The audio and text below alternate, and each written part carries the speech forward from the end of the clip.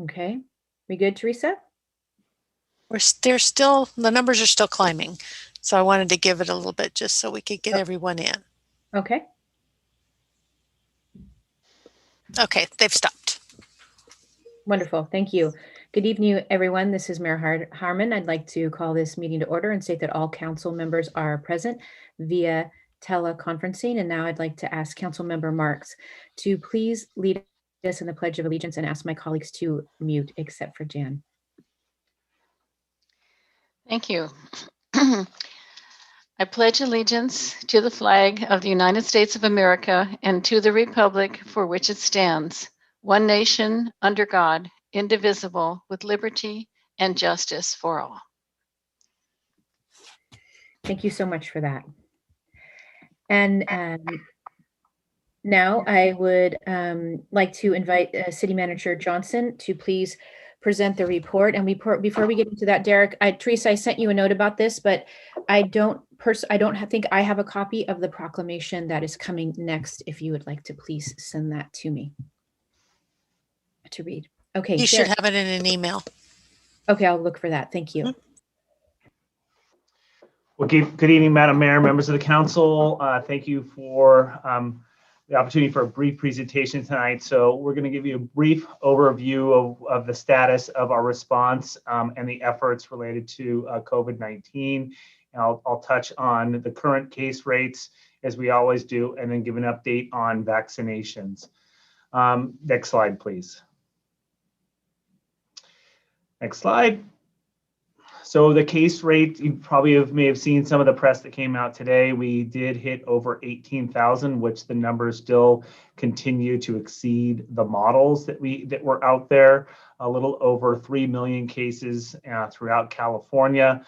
United States case rate over 25 million, worldwide over 100 million.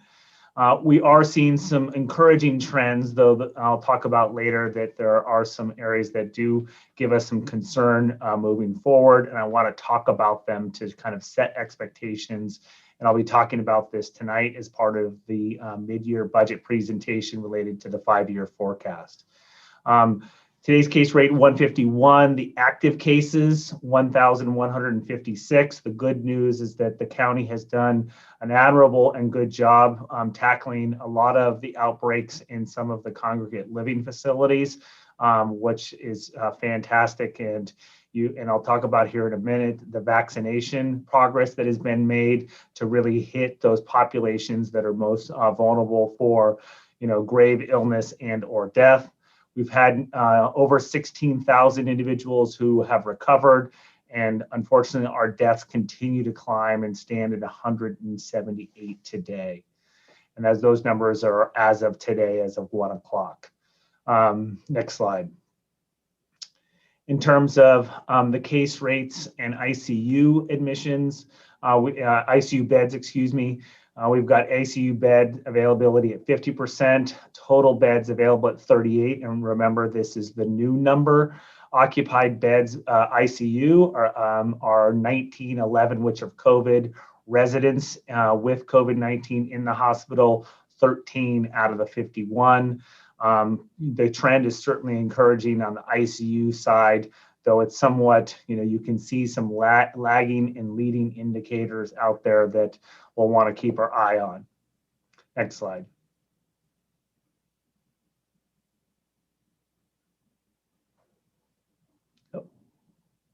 In terms of vaccinations, just to recall, this is some updated information about the phases and how many individuals are in each of the 3 phases or 2 phases and tiers.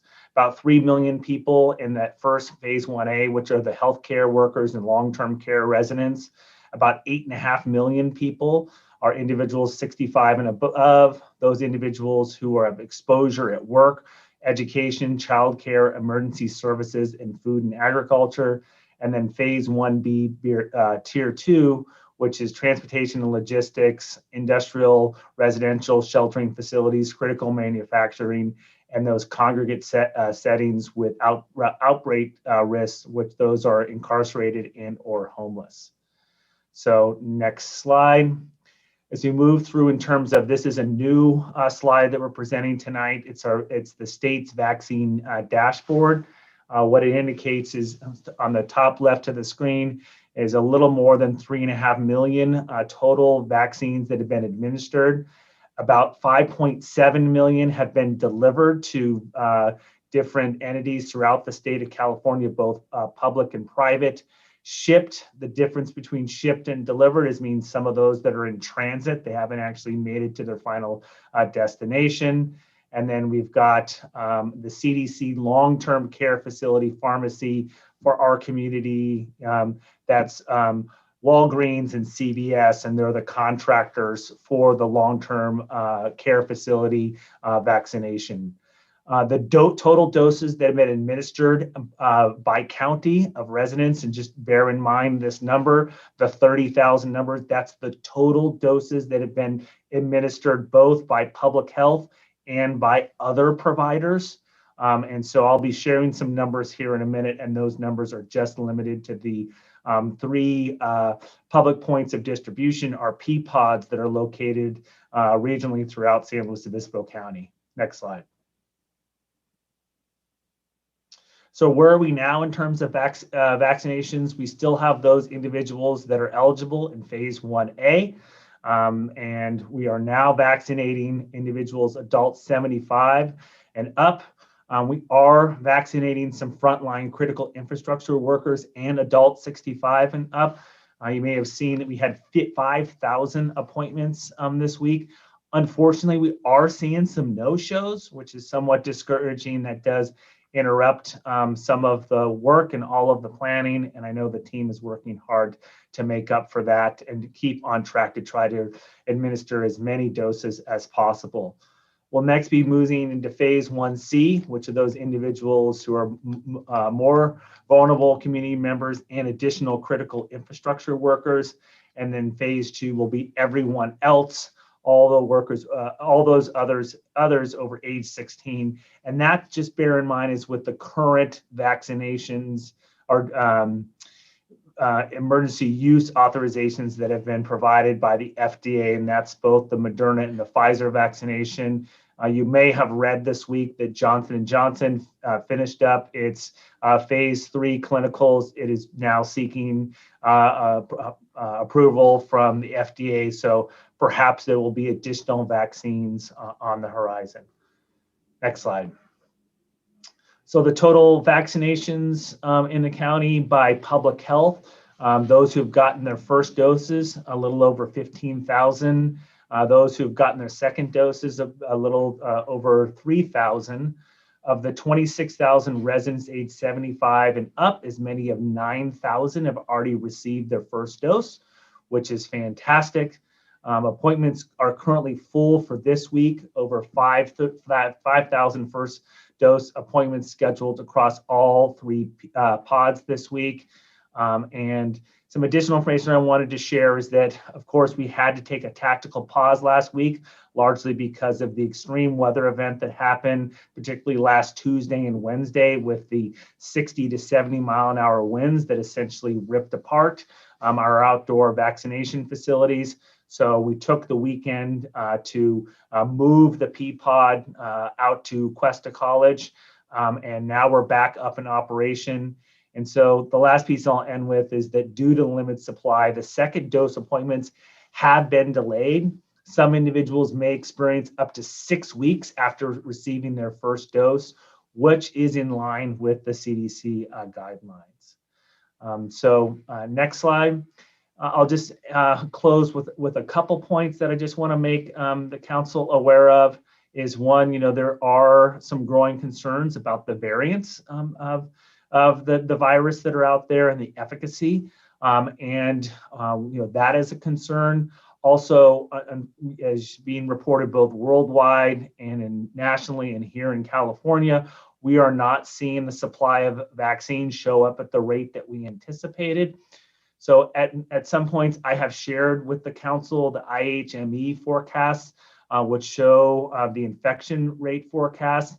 There's some troubling news out there, perhaps, around both infection rates based upon the potential for variants to really start to increase the spread and or diminished distribution of doses that could have an overall effect on what we were hoping to see is a steep decline in infection rates. And so that is something that we're going to be monitoring very, very closely. And I have some inquiries out to Dr. Bornstein and the County Emergency Services Director, Wade Horton, to get some information about what are we seeing given this new information and forecasts that have come out this week. And with that, I would be remiss if I did not acknowledge all of the hard work by our fire chief, Chief Agson, and the entire team. I think they've worked close to 40 days straight on standing up this vaccination facilities. They have done an amazing and stellar job. If you compare San Luis Obispo to the other 58 counties, I think you will see that we are doing a fantastic job of getting doses in people's arms at a rate that I think we should be proud of as a community. And with that, I'd be, again, happy to answer any questions. Thank you so much, Derek. I am not seeing any questions from my colleagues. Okay, thank you so much. And then with that, we will move on to a proclamation declaring this Teen Dating Violence Awareness Month. And I'd like to invite Aisling Meyer to be prepared to accept the proclamation and say a few words. Whereas Teen Dating Violence Awareness and Prevention Month calls attention to the fact that dating violence is widespread and impacts every young person in San Luis Obispo. And whereas according to the Center for Disease Control, 1 in 11 female teens and 1 in 5 male teens reported experiencing physical violence in the last year. And whereas according to the CDC, 1 in 3 adolescents report verbal, emotional, physical, or sexual dating abuse each year. And whereas rates of dating violence affect LGBTQ+ youth at higher rates than their cisgender and heterosexual peers, and whereas teen dating violence has been linked to other forms of violence and aggression, and survivors are more likely to suffer from eating disorders, drug and alcohol use, dropout, teen pregnancy, future abusive relationships, and suicide. And whereas nearly half of students who experience dating violence have reported that some of the abuse took place on school grounds. And whereas Rise and Stand Strong continue to provide a safe environment for young people affected by teen dating violence, with crisis intervention, counseling, legal services, safe emergency housing, and local community prevention programs, such as Close to Home, Coaching Boys into Men, and Athletes as Leaders. And whereas the establishment of Teen Dating Violence Awareness and Prevention Month will benefit schools, communities, families, and youth. And whereas the City of San Luis Obispo joins Rise and Close to Home and other advocates and communities across the country in taking action to prevent dating violence and acknowledges that each day of the year is an opportunity to create change for the future. Now, therefore, I, Heidi Harmon, Mayor of the City of San Luis Obispo, on behalf of the entire City Council, hereby proclaim the month of February 2020 as Teen Dating Violence Awareness and Prevention Month, and supports communities to empower teens to develop healthy and violence-free relationships throughout their lives. And so with that, I'd like to ask Aisling Meyer to please say a few words. Thank you very much, Mayor Harmon, and to the City Council for this proclamation.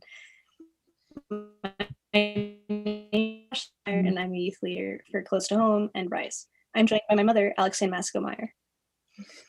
Rise is a nonprofit that provides crisis intervention and support services for survivors of sexual and intimate partner violence and their loved ones. Rise helps people of all ages, including those affected by teen dating violence.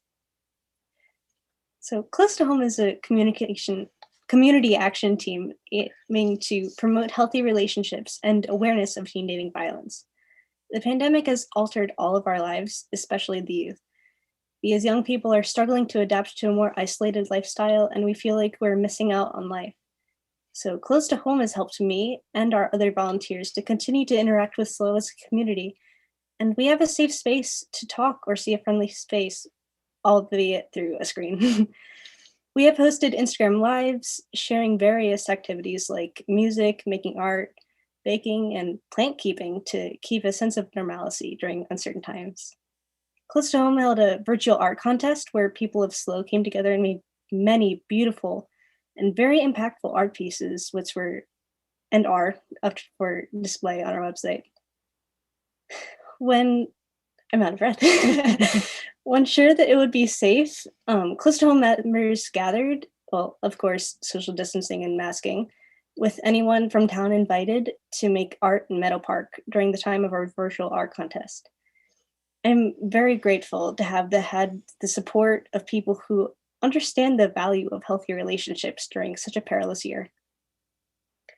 Each February across the United States, teens and those who support them join together for a national effort to raise awareness about teen dating violence. Teen dating violence is more common than people think. 1 in 3 teens will experience some form of verbal or physical abuse before they become adults, and 2/3 of those will never tell anyone or seek resources. Last year in SLO County, nearly 100 teens aged 11 to 20 used RISE resources. Personally, I couldn't be more proud as a parent of a teen involved in the community who's fulfilling her desire for supporting others. I'm excited about the amazing support of Close to Home, the team, and for providing such a nurturing, safe, and supportive environment to have real discussions. Having open dialogue is so important to prevent future trauma and violence before it happens. Dating violence can affect all people, young and old. The problem is many youths don't understand how to recognize and deal with dating violence, which often translates into adulthood. With Close to Home, we strive to end gender-based violence, which also contributes to dating violence. I find it extremely important to educate my community about dating violence and how to end it.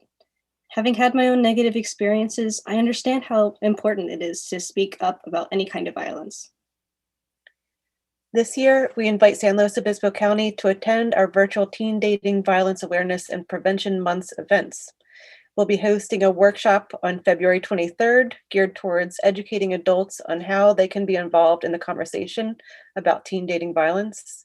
We'll also be hosting community building events such as movie night on February 11th and a reflective writing workshop on February 17th. These events will open the dialogue about teen dating violence and create stronger connections to the community. We invite people of all ages to join us and see what our youth leaders have been up to. Before we go, we would like to thank and acknowledge the people at RISE and the volunteers of Close to Home for all of the hard work they do in an effort to end teen dating violence. They're fully dedicated to their work, and I am honored to work with such a compassionate group of people. Most importantly, Teen Dating Violence Awareness and Prevention Month is about honoring the victims of teen dating violence, whether they have told their story or not, and to stop the violence before it starts. Thank you for joining us in raising awareness and destroying myths. Thank you very much for joining us. I think it's really important to stop the myths that really surround all kinds of dating violence. And honestly, this is really important for making steps towards that. So thank you. And we hope to see you in our events later on. Bravo. You did a great job. You never need to apologize. Thank you so much for being here. What a powerful team the two of you are. That was wonderful. I hope I can probably speak for my colleagues and say, I think we'd all love to see an email with a link to those events so we can make sure that we know what's going on and hopefully participate in some of those. I would love to participate in that. So thank you so much for having the courage to be here tonight. So thank you very much. Thank you. Of course. Thank you so much. All right. And with that, we will move on to public comment. This is for items that are not on the agenda. And City Clerk, do we have any speakers?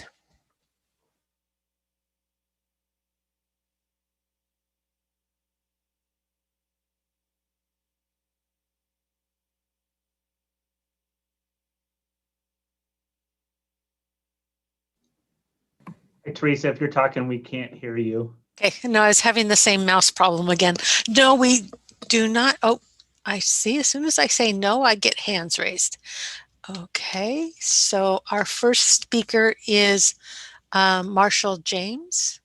Let me promote him so he can speak. Yes, hello. Yes. Hi. So if I understand this, hi everyone. Thank you, City Council, for meeting and hearing us out. It seems as if there won't be a time to speak on item number 11, which I think is on just this consent agenda surrounding the pickleball court installation at Mitchell Park.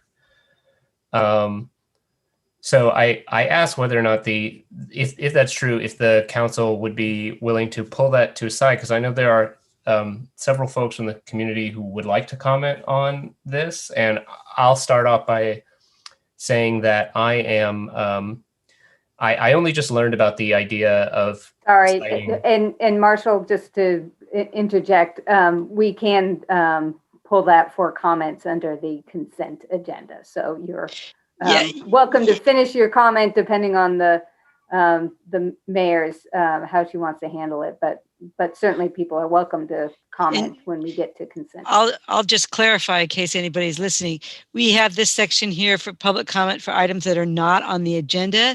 But then when we move to the consent agenda, we actually also have public comment for items that are on the consent agenda. Oh, okay. So Gotcha. that's just to clarify for learning purposes. All right, I appreciate that, and I will yield my my time back then and hold for then. Thank you. Somehow the technology bumped me to attendee and I was not able to speak and interject during that process. So thank you, colleagues. Can you hear me now? Great. Okay. So Teresa, are there any speakers for items that are not on the agenda? Yes, our next speaker is Garrett.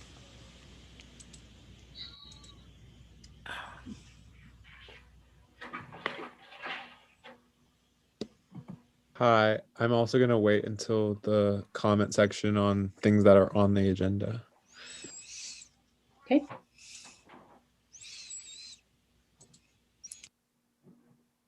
Anyone else that is speaking on items that are not on the agenda, including items that are not on the consent agenda?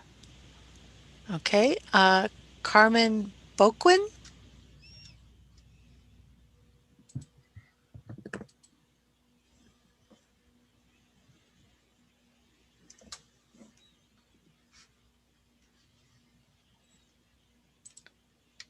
Hello, can you hear me? Oh, sorry. Can you hear me? Yes. Okay. My name is Carmen Boquin. I'm with Abolitionist Action of the Central Coast to voice my support for the 2 student and community demands about divesting from policing and investing in our communities. As a community member and also a young person, as a student at Cuesta College, I believe that we need to invest in community safety and community resources and our houseless population in SLO, and reduce the police budget by 33% in the next year and reinvest our money into affirming and life-giving resources for community, particularly in rent, mortgage, and utility relief for people suffering during this pandemic, and divest resources from downtown resources like the pickleball investment in Mitchell Park. I believe that that's not a good use of our funds during this pandemic.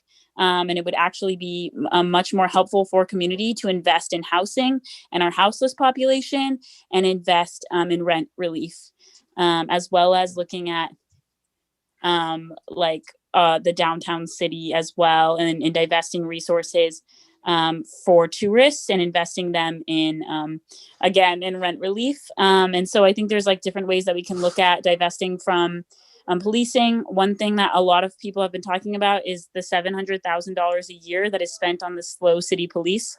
I know a lot of y'all don't have power over the policing in our city, and it's a lot on the district or the city manager, but like really want to encourage to use all your levers of power, the powers that you have on developers, the powers that you have on community leaders, on business owners, to really rethink what our community looks like, especially during this time, and not invest in the pickleball court and invest in community and not investing policing. So thank you so much, and I'll pass it to the next person. Thank you. Okay. Our next person is Alejandro.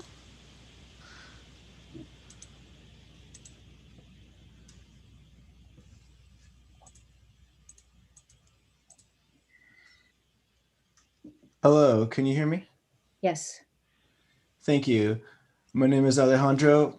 I'm a Cal Poly student and a concerned community member in San Luis Obispo, and I'm also speaking as a part of Abolitionist Action Central Coast SLO to voice my support for the 2 core student and community demands around divestment from policing and investing in our communities. As community members and stakeholders of San Luis Obispo, we demand that the SLO City Council reject the proposed project of a new police station, reduce police budget and headcount by 33% for the next year, and reinvest our money in affirming and life-giving resources for the community, particularly rent, mortgage, and utility relief for people suffering during this pandemic. This pandemic represents a historic challenge. So many in this community are struggling to afford our rents, mortgages, and utility payments right now. We need rent, mortgage, and utility relief for all, retroactive to April, not more spending on police, and not a new police station. We don't need militarized police officers to feel safe. We need to be able to live in this community, which is one of the most expensive places to live in all of California. To reiterate, we are calling for divestment from police, investment in our communities, and in particular, rent, mortgage, and utility relief for all, retroactive to April. Thank you. Thank you very much. Oops. Okay, our next speaker is Kelly Baggett.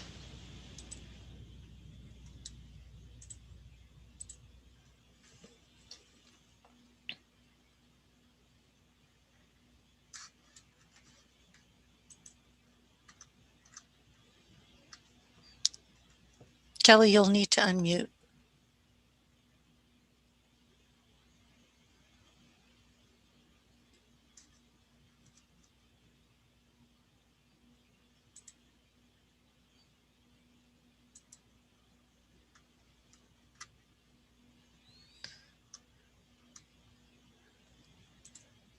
Okay, it seems like she's having a problem. We'll move on to the next and come back to her. The next, Garrett, you have your hand up again. Is it for this item or for the next item? Hi, yeah, I do actually want to speak on something on this one. So yeah, I'm Garrett. I'm also with Abolition Action Central. Can you wait one moment? Let me just move you over.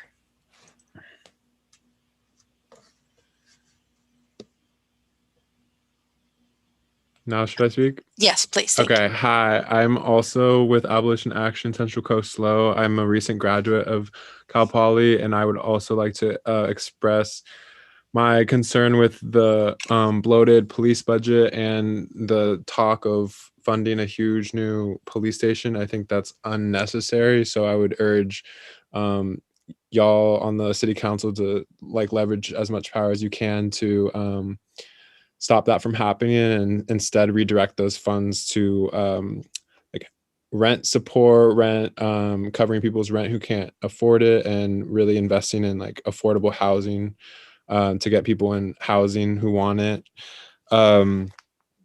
Yeah, so as part of the demands of Abolition Action Central Coast SLO, we're asking for a 33% reduction in both headcount of the police force and the expenditure by the SLO City. Yeah, so also a focus on reducing a really concrete demand could be a really concrete move by the city council could be the police department to stop having so many bike police downtown. It doesn't seem necessary and it causes a lot of harm to our houseless neighbors and harassing them. So yeah, thank you for the time. Garrett, oh, I'm sorry. I was going to pause you because I think someone needs to mute. Yeah, I'm done. Thank you. Okay, sorry about that disruption. Okay, City Clerk, do we have more speakers? Yes, I think Kelly is now able to unmute herself. and speak. Okay, Kelly. Yeah, it's not, your mic isn't working.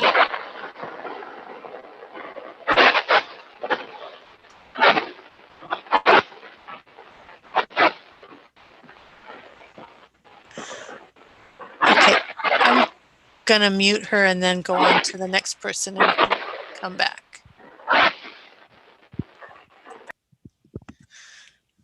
Okay, our next person is Kevin Foote.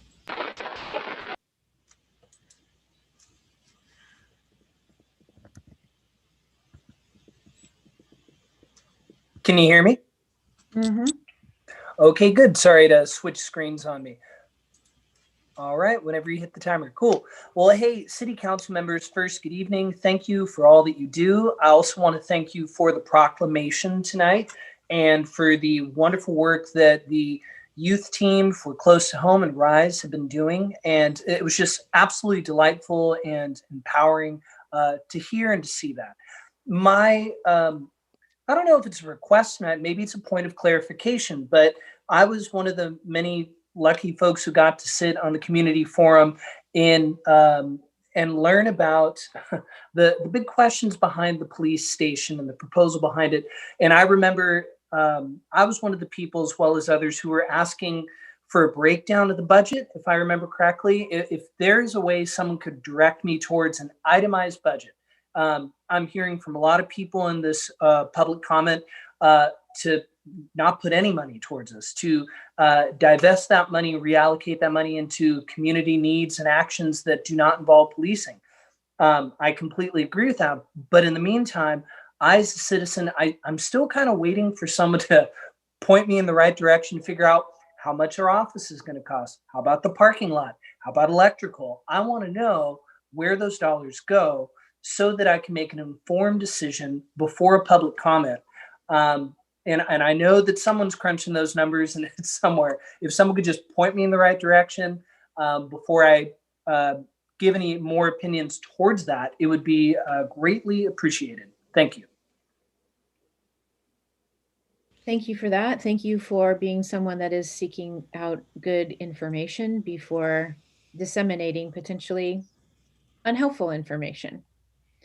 I think it looks like we have one more speaker. Yes. Kat Schroeder Mora.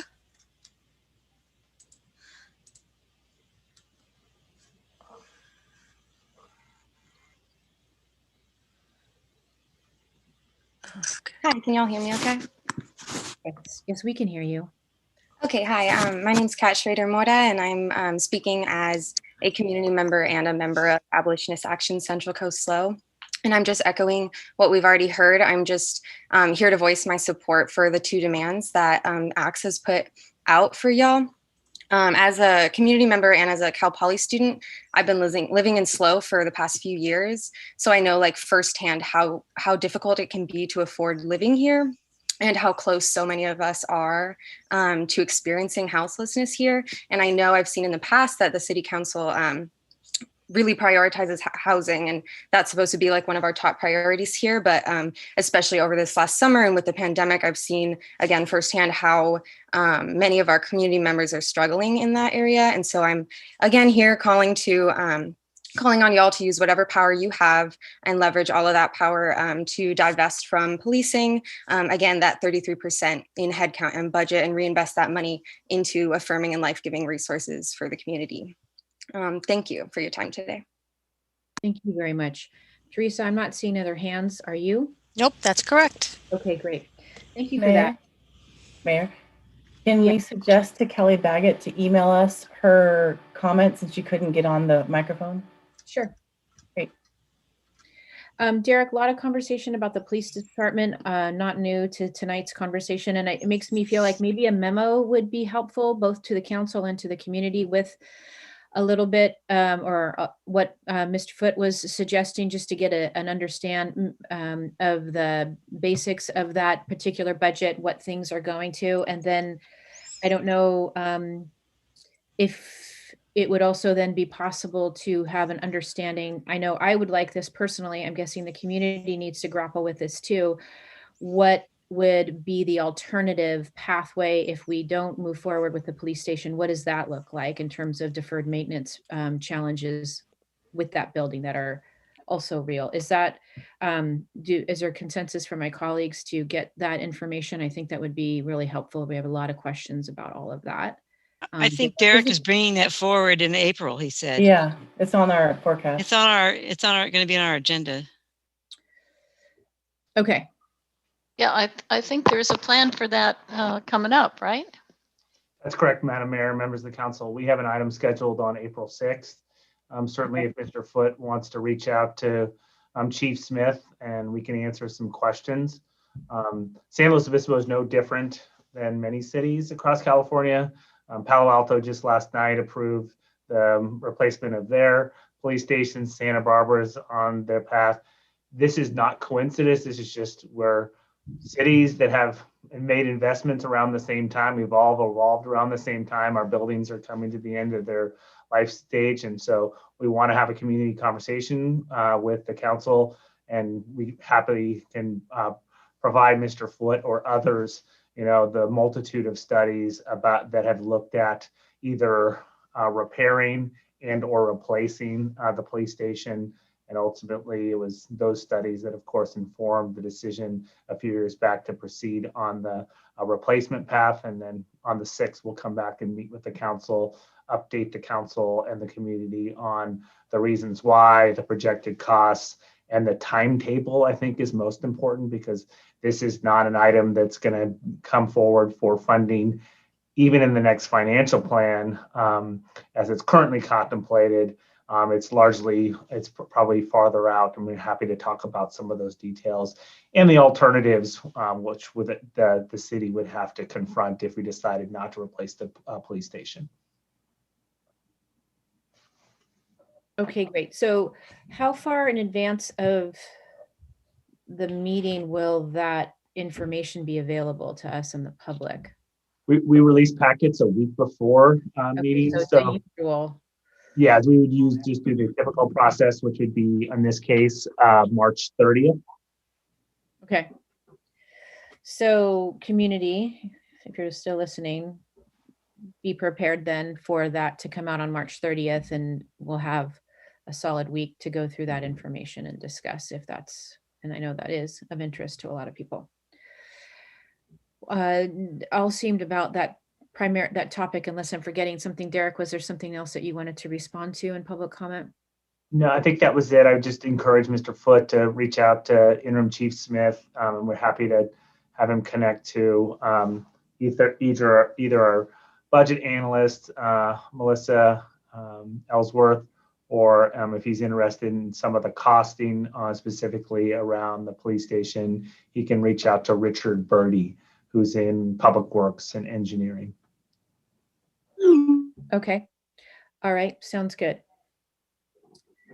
With that, we'll move on to the consent agenda. This is for items deemed to be non-controversial. I think we already know we're going to be pulling item number 11 for discussion. For those of you that are ready to speak, that is the pickleball at the park item. Are there any other items that my colleagues, Councilmember Pease? Yeah, I wanted to supportive of, but have a couple of questions on item 5 for the open space maintenance plan. Great. I was thinking that too. Okay. And then Jan? Yes, I just wanted to comment that I think it's very well done, and I urge everyone who's listening tonight to go on to the city website and check it out. It's really a great report. That's all, just a comment, not pulling it. Councilmember Marks is referring to the open space report, correct? Yes, item 5, correct. Yeah. We know we have a lot of open space diehards out here, so I'm sure they'll love to read that report. Andy, why don't you, I don't think we need to pass the rest of the consent until we discuss. So why don't you go ahead and bring up your question or your thoughts on item number 5? Sure. I guess one, just, affirming also what an excellent document and how much important work has been done. And the question that I have is in terms of the operationalization of open space maintenance. I'm just wondering if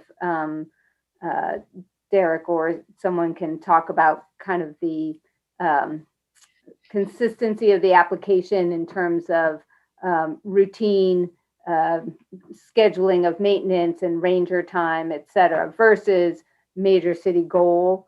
It seems like we kind of have a good system of maintenance here, and I'm just wondering if you can talk about kind of the consistency of that application. Yeah, I appreciate that, Councilmember Pease. I know I talked to staff about this too, that we have had a lot of letters wanting that to be a major city goal again, and wanting to just ascertain and I think communicate to the community, which I'm guessing we'll have confirmation of here from staff, that essentially open space will always be on some level a major city goal, that we're constantly acquiring and certainly maintaining the vast amount of open space that we have. So whether it's articulated, you know, as an actual major city goal or not, it's embedded into our work program. So Derek, or is Bob Hill here, or Shelley would like to speak to that? Yeah. Thank you, Without Madam touching on the major city goal. Yeah. Thank you, Madam Mayor, members of the council. And Bob Hill's with us. We also have Greg Avakian here with us tonight, and both of them could speak to the questions that have raised. I think before I turn it over to Bob and Greg, I just probably preface is that, you know, we have a strong history of major city goals, which I think helps steer the budget for the highest priorities for the community. And we have an opportunity to do that, and we'll be doing that on this upcoming Saturday. Many of the major city goals become operational at one point. And I'll use an example as neighborhood services. Many of you know that I started my career here as community development director. And at the time we had one code enforcement officer. And so we added additional code enforcement officers to really focus on code issues in the neighborhood to help improve the quality of housing and address underlying code issues. And now that has become operational. We've supplemented that with some of our SNAP personnel, and we have made a concerted effort largely in that instance by our civility document that we worked on with Questa and Cal Poly to really guide a series of action steps to improve neighborhood relations. And I think we've had some success. We're not done. It's constant work. And so that is an example where we've operationalized that major city goal. In the case of open space, since I've been here, there has been a shift for many years under the leadership of Neil Havlick. There was a big focus on acquisitions, and we've made a lot of acquisitions, and by no means does anyone in City Hall or in our Natural Resources Department think that we're done. We have lots of work to do. In fact, we have some of the most ambitious acquisitions currently underway right now. And we continue to leverage local dollars at an amazing rate of sometimes 6-to-1, or in this case, 3-to-1 outside grant dollars. So those local dollars that we have in the budget, and I'll talk about that tonight in the 5-year forecast, because Measure G20 is affording us opportunities that we've never had in the past. And we've made some assumptions moving forward to look at restoring some of those acquisition dollars. And now we've come to the grips with the fact that acquiring the property also comes with responsibility. We have users, we have needs for access, and if we don't manage the access and the use, what we see is a degradation of the resource, and now we're the custodians of it. And so we have an obligation to make sure that trails are balanced, that we have good signage, that we have education, that we have good management, in some cases that we have enforcement.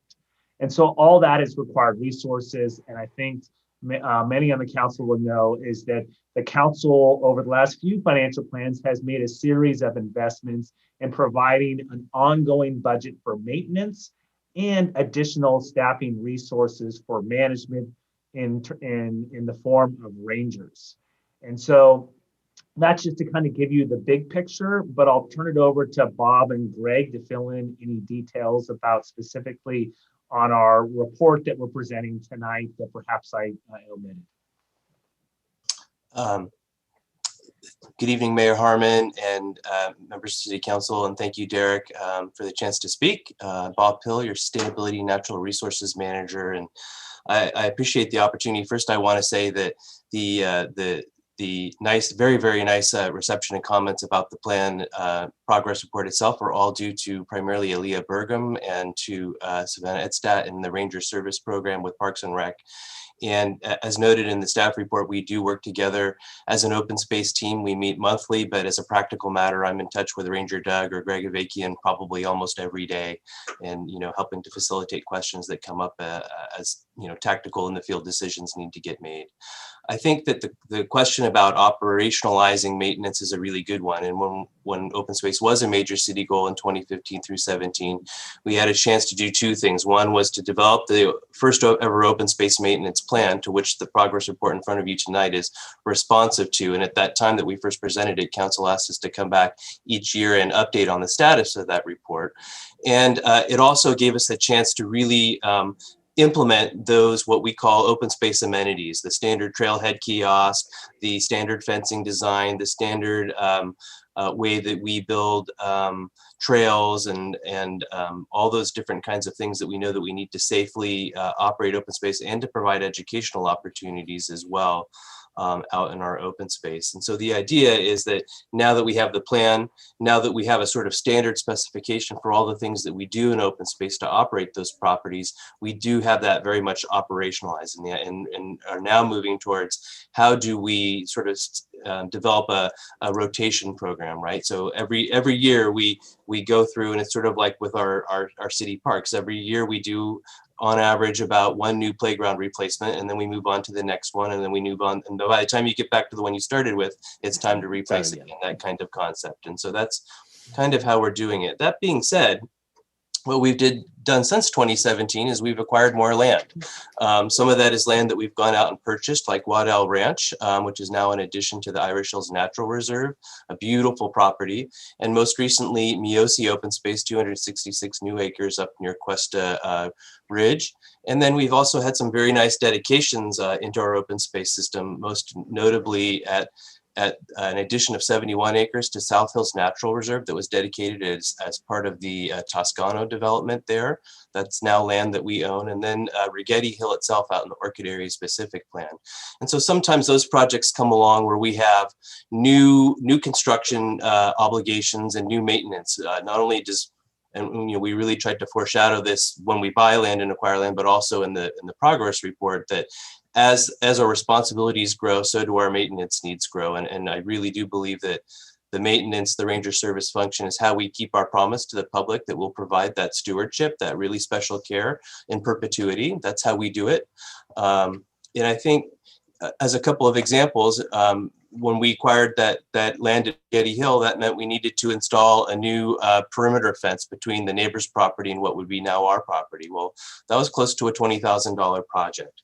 The same was true at Miosi Open Space. When we acquired that property, which is a portion of the larger ranch, we made an agreement with the sellers that we would install a new fence to create that new property boundary. And again, those are expensive projects to undertake. And so I guess I want to answer in two ways. One is we're very much operationalizing how we do maintenance and how we deploy our staffing resources, but we're also expanding. And when we expand, we have new obligations as well. And I'll turn it over to Greg, unless you have any questions for me. Thanks.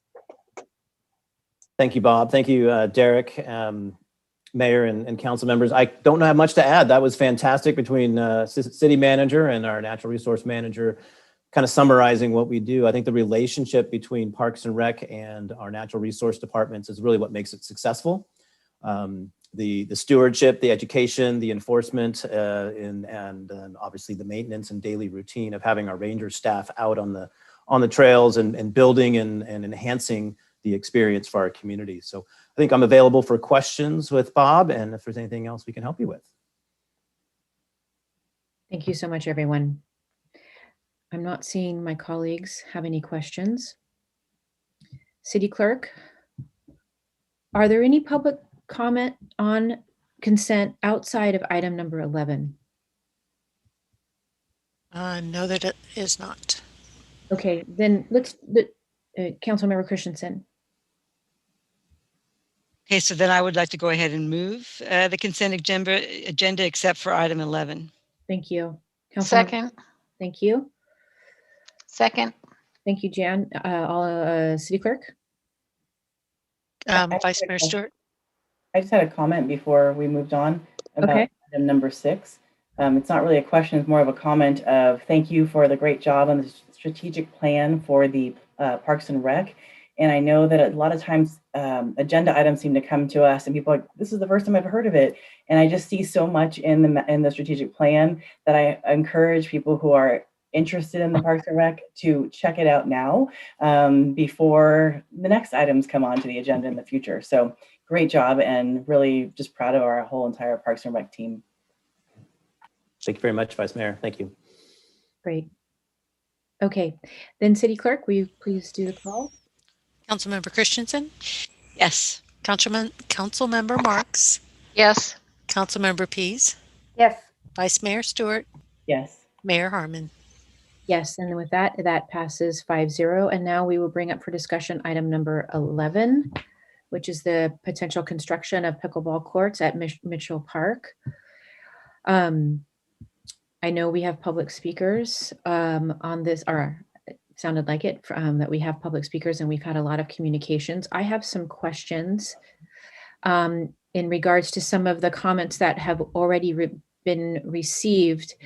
The question about the impact on Mitchell Park as a public free speech space. Greg or whomever would be best to speak to this, can you please give us a sense of the impact that the pickleball courts will have, if any, on the community's ability to continue to utilize Mitchell Park as a free speech space? Yeah, fantastic questions. And we appreciated all the community feedback and comments over the last few days. The idea to use Mitchell Park in that location was to actually kind of hopefully mitigate and minimize the impact to that area. It is a historic location. We are aware of that. We are very proud of the gazebo and the fact that that is a downtown neighborhood park that does provide a social gathering place for our community. If it's poetry readings, music, free speech, small events, large events, the impact of the pickleball court location is approximately half the size of a tennis court, or about 3/4 the size of a basketball court. And in the location that we were identifying as a proposed area is adjacent to the restrooms, closest to it'd be like the Pismo Street side and the playground, as well as closer to the senior center for active and easy access along the sidewalk and paths.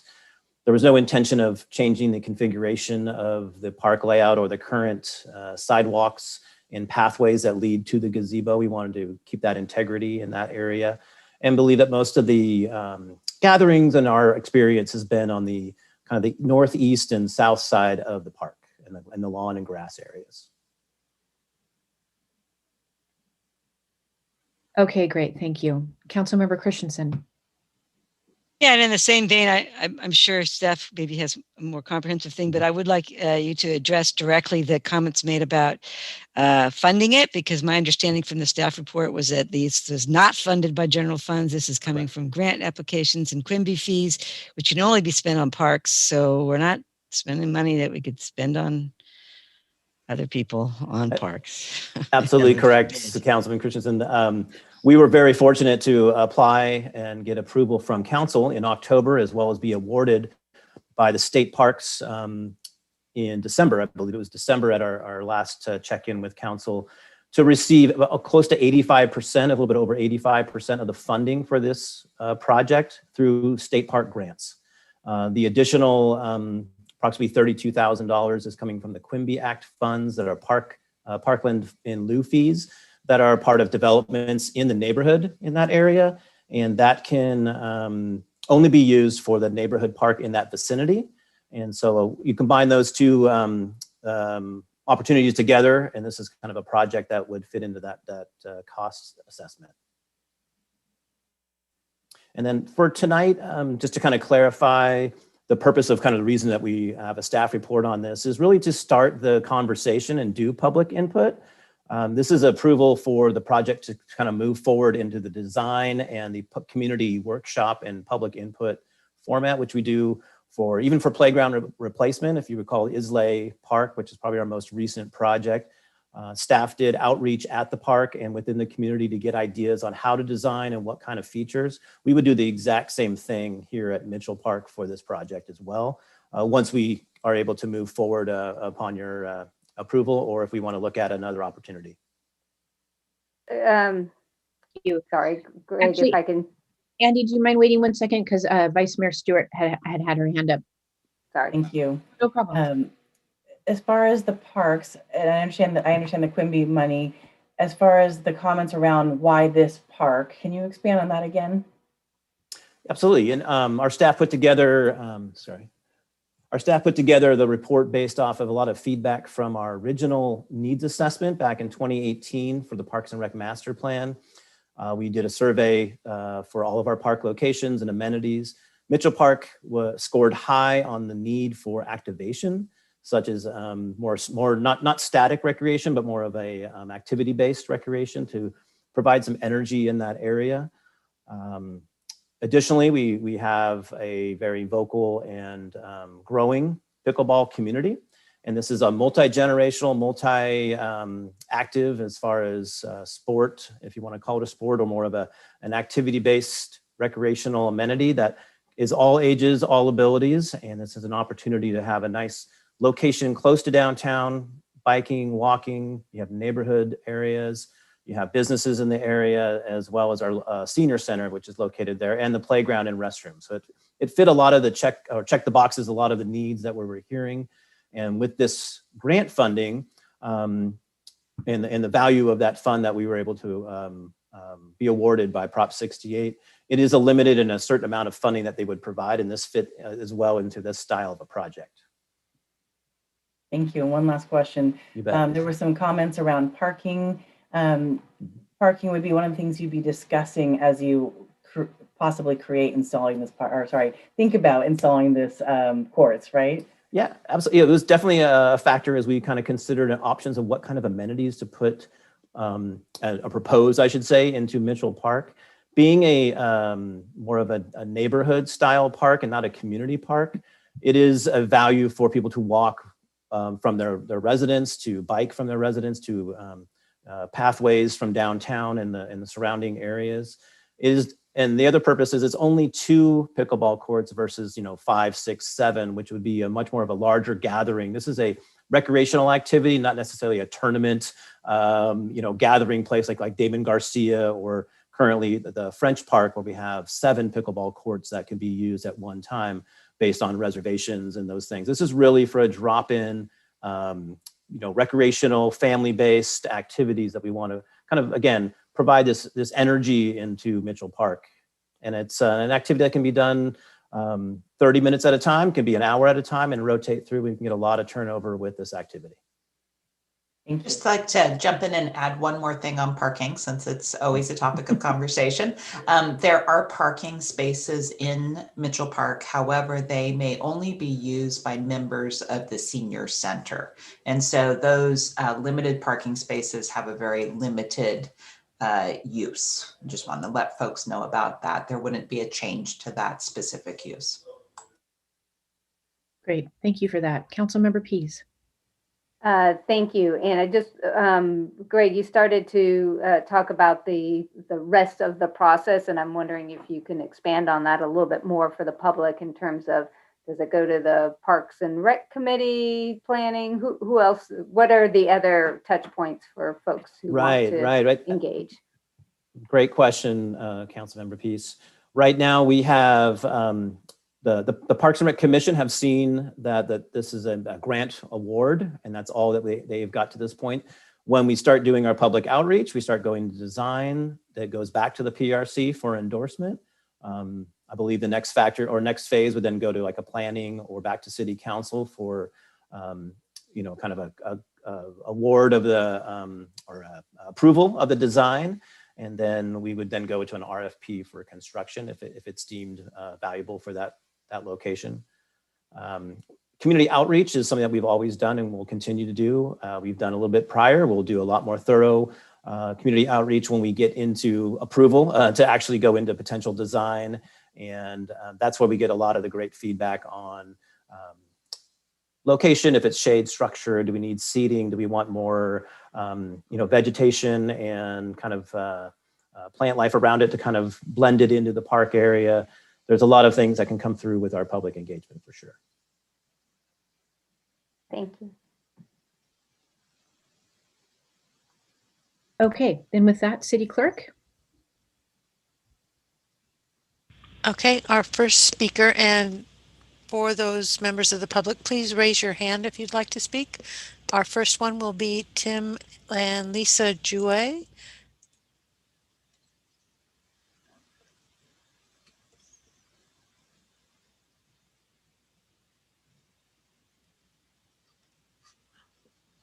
Okay.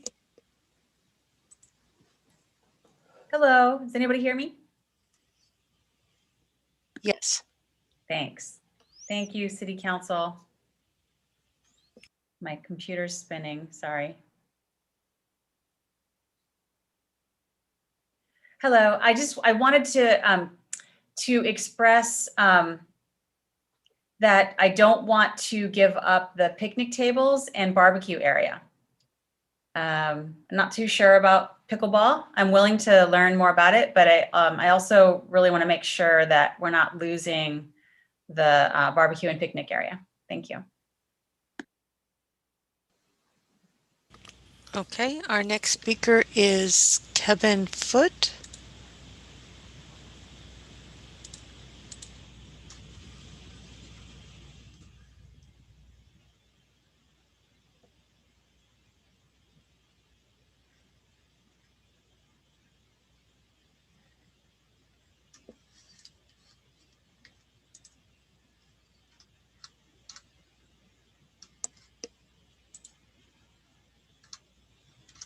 Oh, I'm sorry. Okay, how about Michelle M? Hello, my name is Michelle Mansker. I'm an advocate for the unhoused community and also a community member.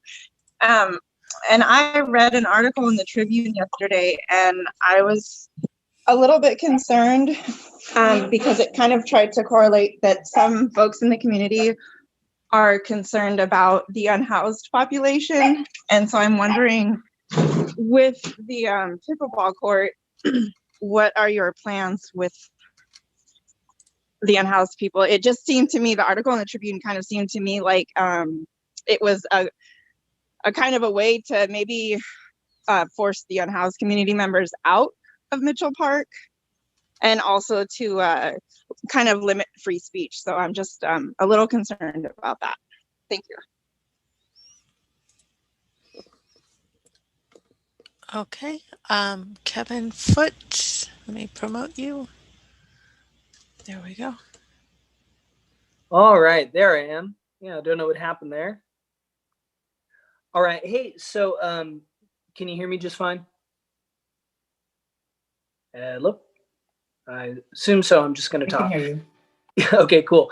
So my question regarding the pickleball courts, I have a friend who lives over by French Park, and her concern when we were chatting about this was, in her words, there was a group of near 50 people one day where just throughout the parks, and this goes back to what Mr. Avakian, you were saying, this is 6 or 7 parks, or excuse me, courts, but there was a large group of people basically unmasked, not practicing social distancing.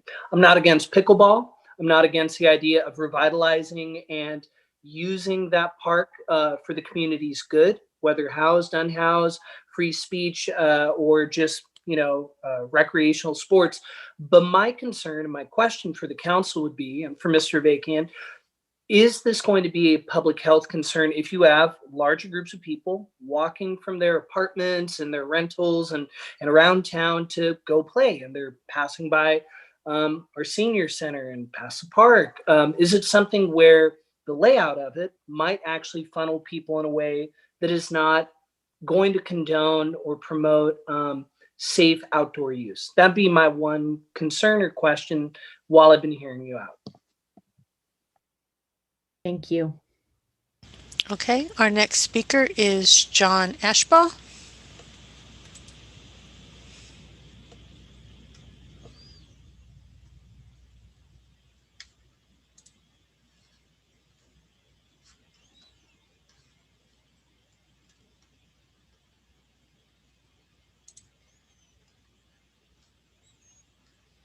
Now I'm unmuted. Hello, members of the council. Yes. My name is John Ashbaugh. I appreciate the chance to speak to this item. As you know, I have a long history with Mitchell Park. It consumed a number of hours, many hours, far too many hours when I first joined the council in 2008. Councilmember Marks and I remember that quite well, I'm sure.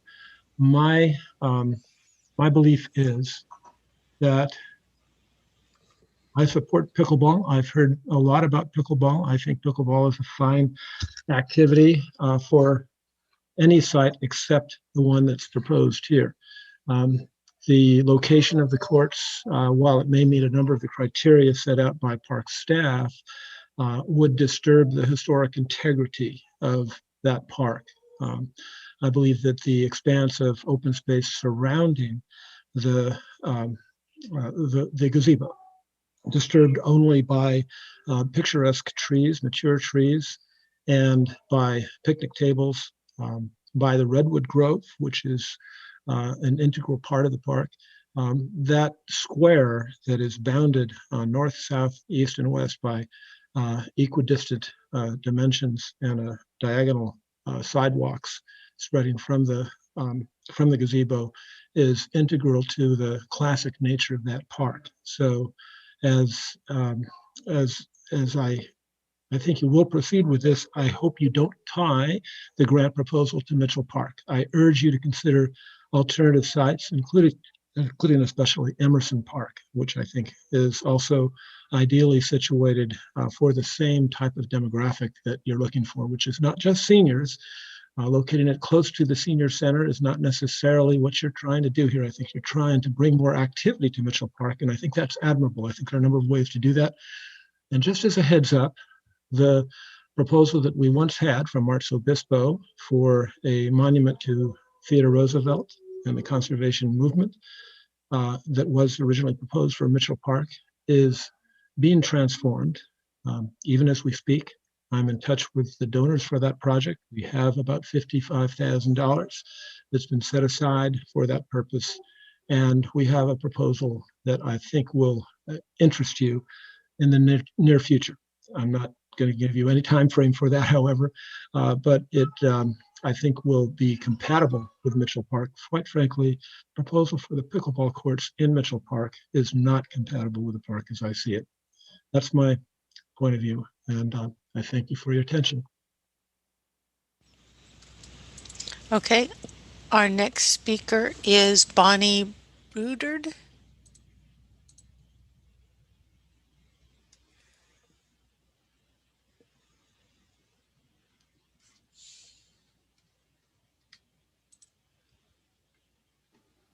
Hi. Can you hear me? Yes. Okay, great, thanks.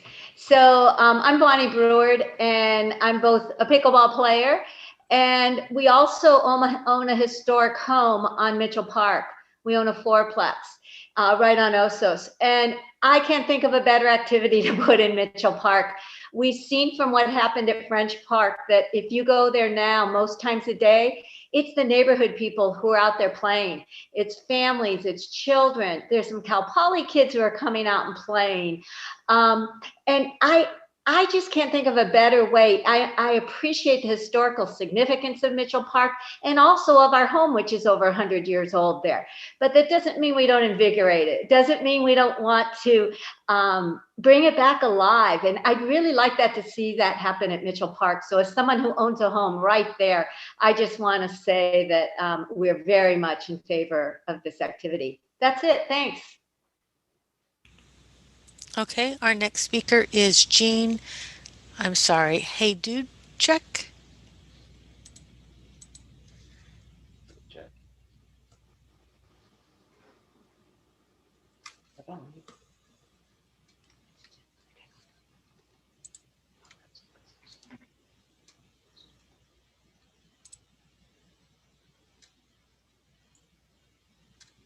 Can you hear me? Yes. Oh, okay.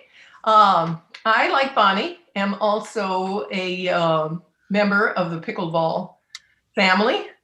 And I, just in my opinion, because of the location of this project to be able to have an area right downtown where people can walk from their homes or they can walk from their apartments that wouldn't have an opportunity to have a big backyard to ever have a facility like this. But they would be there, they would be able to be in walking distance and also have a bicycle and bring some activity to the center of town. And what better place than the senior center, because so many of the people that play pickleball are seniors. And that would just be a great asset for them. As far as I know, and I could be wrong, there isn't another sport or physical activity outside that is presented to the public that are of 60 or plus. We have golf, but that is a very small area that's over on Los Osos Valley Road. And not everybody can or wants to play golf, but this pickleball is a thing that all seniors that are in fairly decent physical condition can play. And the best part of it is they can play with their grandchildren. Where can you have a sport where a family can go from a 3-year-old to an 83-year-old and all play together on the same court? I don't know, I just think it's a super idea. Thank you. Thank you, Jean. I think Marshall is next. Yes. Yeah, okay. Yeah, so is that me next? Yes. Hi, City Council. Thank you so much. And I really appreciate this opportunity to hear from the public. Because I think no one here, I think, seems to object to the idea of creating a pickleball court. And I wonder, as I'm listening, if City Council would maybe consider something like a scoping event. I understand we're not trying to gather a lot of people in one place, but maybe if council or somebody from the Parks Department could, like the proposed site, stake out the footprint of the pickleball court in Mitchell Park, so that those of us who are curious about what part of the park is going to have to be uprooted, because I think I'm concerned about like the description of the location I think I'm having trouble figuring out exactly where it is, because where it sounds like it's being described sounds like it's too small to exist without tearing up part of the playground equipment or chopping down a whole lot of trees, which I think would really impact the character of Mitchell Park. So I appreciate that we're not in the let's immediately vote to go forward with it phase of this part of the project. But I think maybe if we as the public could get a better handle on how much of our park, because it's all of ours park, what part of it is going to be changed, and so we could better understand the impacts on the park as it currently stands, and any folks who are currently residents of the park. Yeah, I think that's the primary concern, I think, that I would like to see addressed, is just a better way for the public to understand how the park would change with the inception of this court system. So thank you. Thank you all so much. Great, I appreciated that conversation.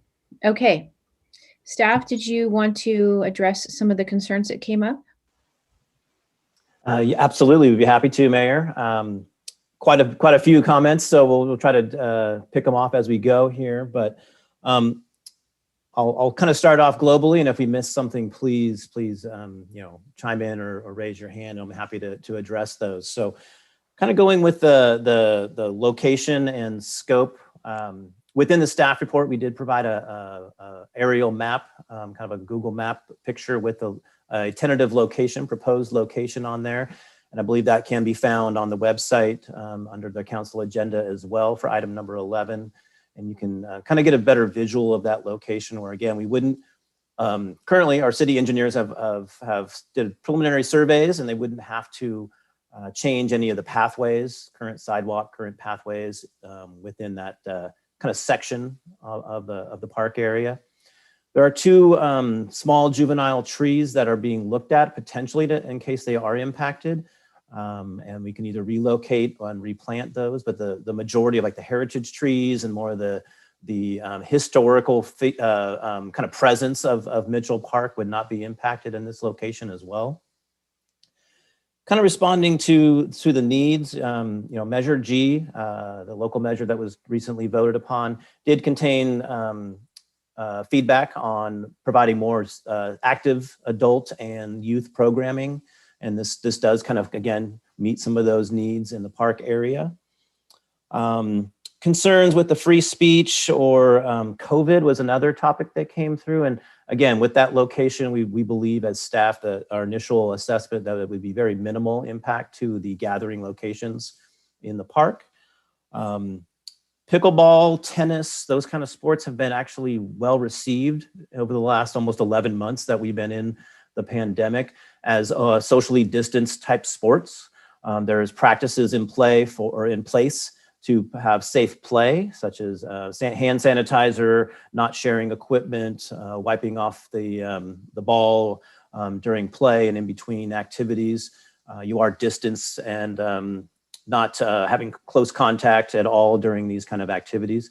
And hopefully in the 9 to 12 month process of a construction project that we are in a different space with COVID, and we are kind of in a different normal of participatory activities that are more community-based, and we are kind of returning to what we used to be able to kind of congregate and socialize and build our community through activities. Right now, I believe, let me just check my notes real quick on some of the other questions. We have, we've been offering pickleball clinics for our youth for the past 4 to 5 months. Over at French Park, we've, I believe, close to 50 of children have registered and participated in those activities. Waiting list for each one of those programs since October. Families and children are playing, as mentioned by one of the speakers over at French Park. It's a great social interaction. It's a great family-based activity. Again, all ages, all abilities can participate. And that's one reason the staff were kind of excited about this opportunity. And then also children are playing it in PE classes and recess. And it is kind of it's not necessarily a senior activity, which might be a stigma or a stereotype. It's an active adult, it's an active young adult. There's college students, families and all age groups that can participate in this activity. Please let me know if I missed something. I know there was other comments, I'm sure, and I'm happy to. And there was a couple I just wanted to touch on, Greg, before answering Councilmember Stewart's question, and just want to reiterate something. And since I get to do both Parks and Rec and Public Works, the purpose of starting this project tonight would be to start the public process. And that's for the designers and the engineers to take the input like you're receiving tonight and incorporate it into a final project plan that would come back through the PRC and the council. So there would be multiple ways for the public to provide input. And during our planning and design process, that's when we undergo CEQA, the environmental review process, to determine impacts and mitigations. So we're not quite there yet on that topic. And I just want to really emphasize that. Some of the comments tonight would be those that would be incorporated into a project to make it better and to listen to the community and hear what they're having to say and to refine a project. And then I think there was a comment that I just wanted to emphasize also, and that is that parks do have negative activities that occur in them, and those aren't associated with housing status. They're usually associated with criminal activity. And the activation of parks with positive activities has been shown time and time again to increase the positive activities in the parks. I know the council has received a lot of email recently about the playground at Mitchell Park with serious concerns from parents about their inability to use that beloved playground because there are unfortunate negative activities going on. And so that was another reason why this location was chosen for this grant and Quimby fee application. And I think that's most of the points. And I know Councilmember Stewart may have a question for staff, or you may be moving into your comments. Yeah, I did have one more question. I appreciate you adding that on because I think trees and concerns around environment and history would all be determined in that process, or even not being able to do it at all if that was truly if there was really some really good reasons. As far as there was a member that mentioned about it's hard to visualize, and we do so much work in helping get neighborhood involvement. So as I say this, I do say it with cringing and saying, maybe not, but the idea of staking it out, I think it was a really fantastic idea to be able to give people a real feel of what that looks like. Because for those of us who haven't played pickleball, to imagine what that looks like, it's a little bit difficult to picture how it would fit in that park. So I think that'll be really helpful. And I think we all made note of it. And I know that our city engineer is on the call tonight. And I'm sure, that is something that's very easy and possible and doable. For context, I can play pickleball in my driveway at a regulation size. So it doesn't take up that much space. Got it. Excuse me. I need to interrupt. I am so sorry. It finally occurred to me, boy, my brain is gone tonight. I think I am closer than 500 feet to where this is happening. So I'm recusing right now, leaving. I was just going to say, maybe some of the pickleball players would volunteer to help you stake that out or something. Yeah, we're happy to definitely do something like that. Again, we recently opened up in September of 2019, so about a year and a half ago now, the French pickleball courts that are up there. And there's 3 courts there, and they took the space of approximately an outdoor basketball court that's there now. So again, it's about a 30 by 60, kind of footprint. I guess it's hard to visualize if you're not staking it out, but we're happy to put some to get out there with our staff and do that for the public and kind of a community to assess what the impact could be over there. And I did want to mention another thing. I did hear or read a comment or two that pickleball might be considered an elitist sport or an activity. And I just kind of want to say it might have started that way or might have that perception, but again, we have children playing it in PE classes, and we have families doing it.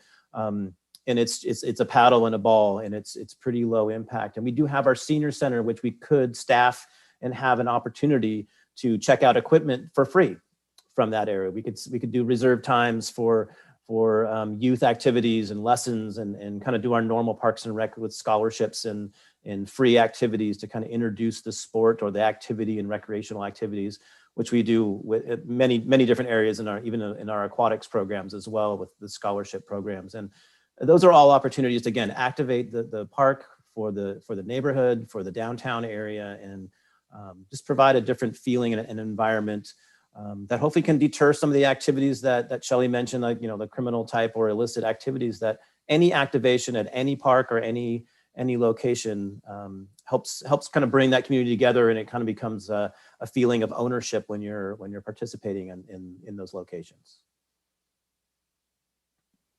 Councilmember Marks? Yes. I had a question about the Quimby fees. It's my understanding, and correct me if I'm wrong, that as we approve more density in the downtown, there is a need for more recreation, especially if we're talking about multifamily or apartment type style housing where people don't have backyards. And it's my understanding that there is a link between approval of these different projects and provision of recreational opportunities under the Quimby Act. Is that correct? Did you hear me? Yes, that's basically correct. We have an obligation to use Quimby Act funds or in Parkland funds to provide recreational and park amenities for developments. In the neighborhood that is affected, correct? Correct. Subdivisions in the neighborhood that are affected. Subdivisions, okay. Yeah, I'm getting lots of inputs and help from our friends using lots of different technology. Yeah. So, Greg, I'll keep talking. I'll jump in, and we got with the Quimby Act funds. We there's a way to allocate that to other parks, but it has to be a community park where it's the entire community can operate or experience. So like a Santa Rosa Park or Sinsheimer. When it comes to like a Mitchell Park, where it's considered a neighborhood, it's classified as a neighborhood park, we would be able to use the funds that are from there. And our analyst has done that research, and our finance department to basically identify that we do have that ability to use that $32,000 to supplement the grant in order to provide this potential amenity. Thank you. Okay, great. And would someone like to make a motion? Councilmember Pease? I'd be happy to make a motion for approval. And in transparency, I do want to say that I did have a conversation with Councilmember Christensen prior to her recusal, but it was about the process and the general content of the emails, not specific to the project itself. So I move approval of going forward with the next steps in allocating the funding and having the review process. Thank you. A second. Thank you. City Clerk?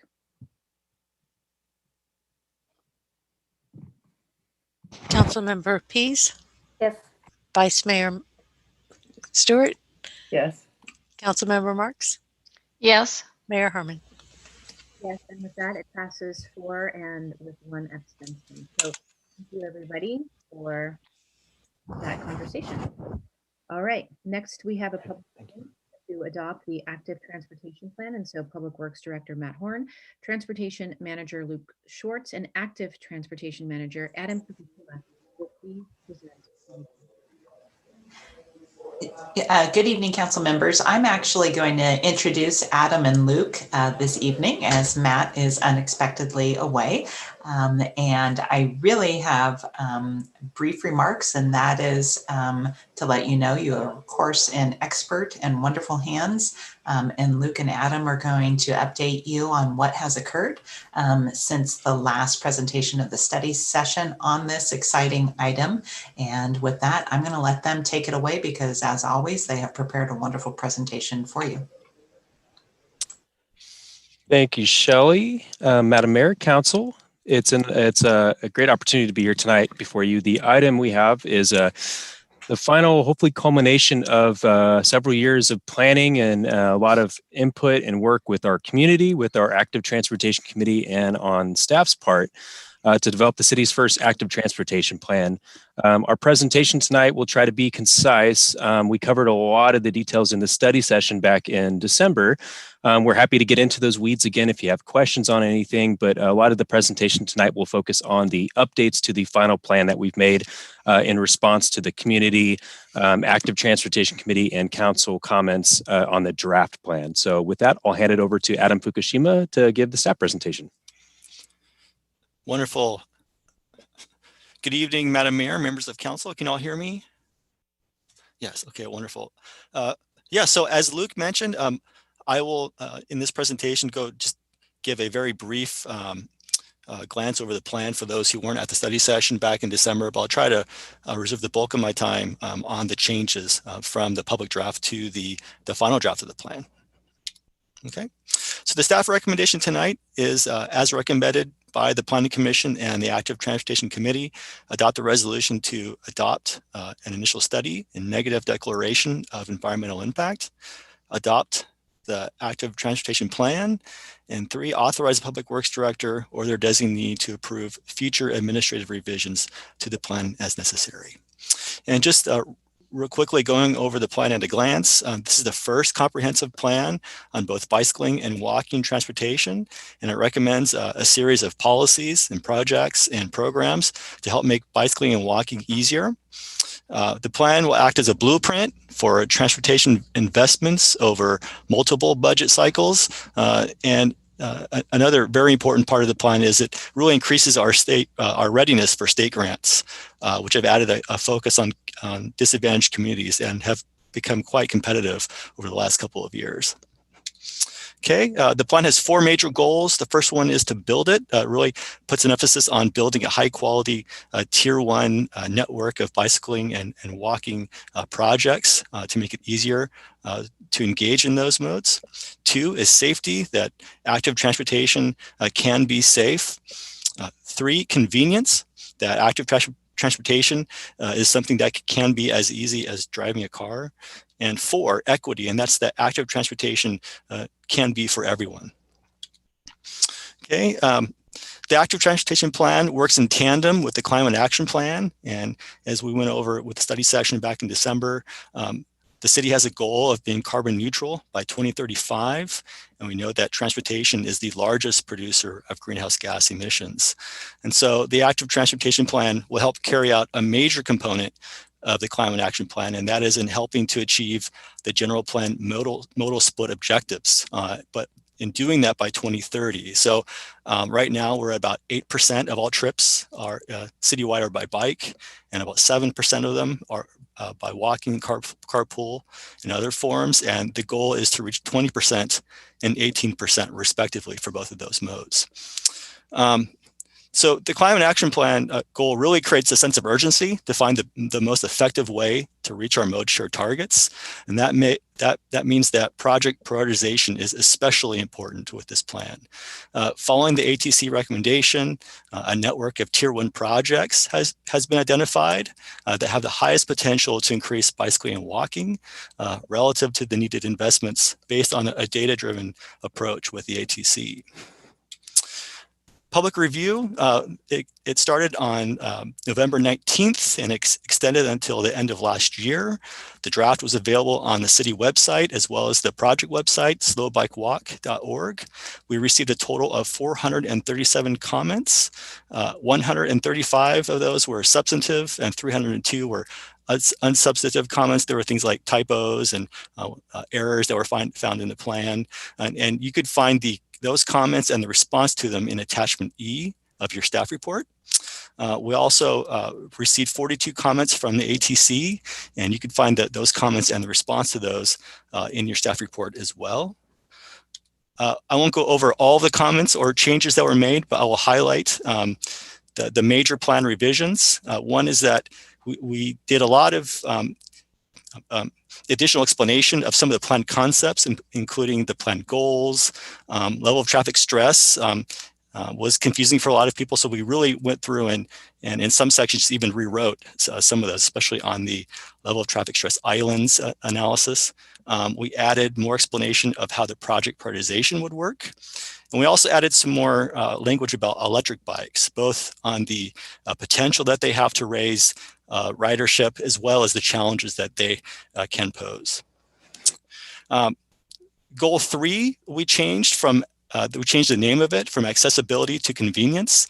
We did this not to confuse it with ADA. ADA concerns are an important part of this plan, but the goal of this goal is much wider than that, and so it's been renamed to capture how the plan will really endeavor to make bicycling and walking more convenient to do.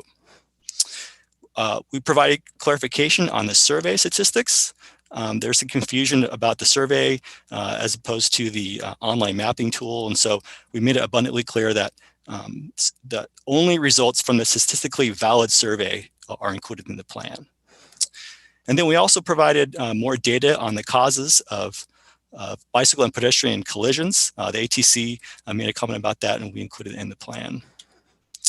I want to make a mention about neighborhood compatibility. We heard from the study session concern about making sure that projects are compatible with neighborhoods. We added language to goal policy 4.5 on neighborhood vitality and livability, and that's added here in red, that we will endeavor to design and implement active transportation projects that are compatible with existing neighborhoods, encouraging neighborhood residents to participate with project planning, and identifying specific design elements that best fit the unique character of their neighborhoods.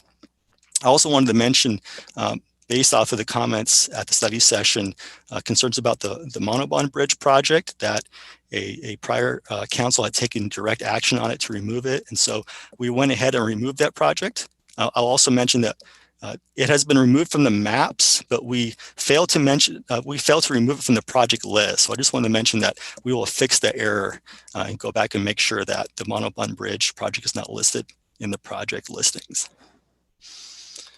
Okay.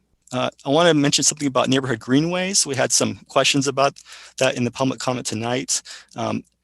None of the neighborhood greenways that are in the plan would currently require traffic diversion or any other significant improvements other than striping and signs, except for the Anholm project and the Oceanaire neighborhood greenways.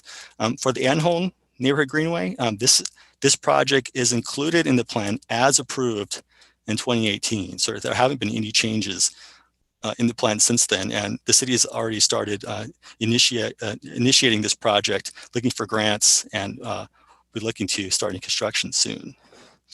And then for the Oceanaire neighborhood greenways, this will undergo additional outreach and design study, and I want to include some information about that because we did receive a lot of comments. So this is the Oceanaire neighborhood greenway. It extends in the right side from Atascadero Road to Galileon Way, and then to Oceanaire Drive. And this section that's circled in red is probably where we get the most of the comments. So I just wanted to mention that, the background of this project is that there's a shared use path on Los Osos Valley Road between Oceanaire and Laguna Middle School for safe routes to school. This was built about probably a little over 10 years now. However, the intersection of LOVR and Oceanaire has a high collision history, and the stretch of Oceanaire to Galileon does have high vehicular volumes and speeds. And so therefore the proposed concept here is just on this short stretch of neighborhood greenway is for protected bike lane to connect to the LVR intersection and just make it a little bit more comfortable before those students get to that intersection of Los Osos Valley Road as they head over to the middle school there. So in looking at this project as it moves forward, parking removal is one way of doing it, but there is the potential to look at other ways of achieving this protected bike lane as well too. We could look at widening the sidewalk, which would preserve parking, as well as exploring other design possibilities. The rest of the greenway on this stretch of the neighborhood greenway, Galileon Way and Atascadero, the speeds are low enough and the volumes are low enough that only really signs and striping would be needed on this stretch with no traffic diversion or any other significant changes.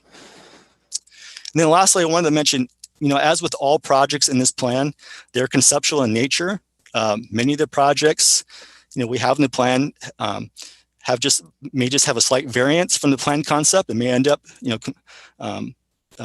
being adopted as is, but others, other projects can be completely different. And for this project, once initiated, there will be a focused public outreach effort to find out the right fit for this neighborhood, as well as looking more closely at what the design details are. Protected bike lanes, we heard in the public comment period, questions about what a protected bike lane may look like. And so we added additional photos of what the possibilities are, depending on the roadway and the context. The plan preference is for a curb level protected bike lane, but there are other ways of doing protected bike lanes as well too. There's ways of providing separation with planter boxes. There's also concrete separation as well too. And so we added this page to show that, based on the context of the roadway, there's different ways of building a protected bike lane. Okay. We improved the maps. We had comments about poor resolution in some of the maps. So we went through and made sure that the resolution was much more improved so that you could zoom in and see exactly where a project was on a street. And then also we added more maps as well too. So we had some questions about which projects match which tiers. And so if you look in the attachment A and B on the project listing, after each project tier listing, we actually have maps of where they are on a map for each tier, just to make it a little bit easier for people to know which tiering structure that a project falls into. Okay, equity. We heard a lot of comments that there should be an equity performance measure, both from the ATC and from the public. And so we added one. And that basically says that the demographics for those using active transportation modes should be the same as those using single occupancy motor vehicles. And basically the reasoning behind this is that we know that women and people of color are underrepresented active transportation users. And so this performance measure is to strive to make the demographics more balanced. And that's why we've included this equity performance measure here. Okay. Some more policies we've added on equity. We added one about making sure that our bicycle and pedestrian education efforts reflected diversity, equity, and inclusion. And there are different ways we could do this. We could explore different ways to outreach to those of our non-English speaking population. We can also target our outreach to women and people of color, as well as looking for other opportunities. And then we added a policy on e-bikes, along with the added language about the challenges and opportunities. We added a policy that we should explore ways to lower the cost of e-bikes for disadvantaged community members, since we know that e-bikes can be quite expensive and it can be an equity issue. And so ways that we could implement this is working in tandem with our local bike shops and trying to find ways to make the cost more reasonable, looking for grants, also making sure that we have our eye on what the state is doing as far as the voucher programs that they're providing for e-bikes. Okay. Another equity policy we added is that when allowed and appropriate, looking for ways to use signage and striping that are more icon-based rather than text-based. A lot of people may not know, but when we look at designing a roadway, we actually have some choices that the state gives us. And here's just a figure from the state design manual. And it shows, for instance, with the bike lane, we have a couple of options. We could put the text option, or we could put the icon-based option. And we in staff, we've actually been kind of following this practice for a while, but it's never been a policy that we should really be looking at the icon-based striping rather than the text-based ones, just because we have those who don't speak English. We also have a lot of visitors who come here, and it's just a good practice to follow more of an icon based symbology. Okay. We had a lot of comments from about the Bob Jones Trail and the Railroad Safety Trail. So in the final draft of the plan, we added more explanation on how those paths will be implemented and how they fit in the plan. Basically, all of our shared use paths would be wonderful additions to our bike and pedestrian network. And so what we did was we clarified, though, which portions of it fall into which tiers, because certain segments of projects have more potential to raise either ridership or people walking. And so we wanted to make sure this was abundantly clear how this would all work. And then for the segment of the Bob Jones Trail between Los Osos Valley Road and Octagon Barn, there were a lot of questions about that. There were requests to reclassify it from a tier 2 project to a tier 1 project. It's important to note that the Planning Commission and the ATC did not want to recategorize it, but we've tried to come up with a sort of a compromise here. We've added in the notes that we're proposing that if the county secures the funding for the portion of Avila Beach to the city, then this segment can be recategorized from tier 2 to tier 1.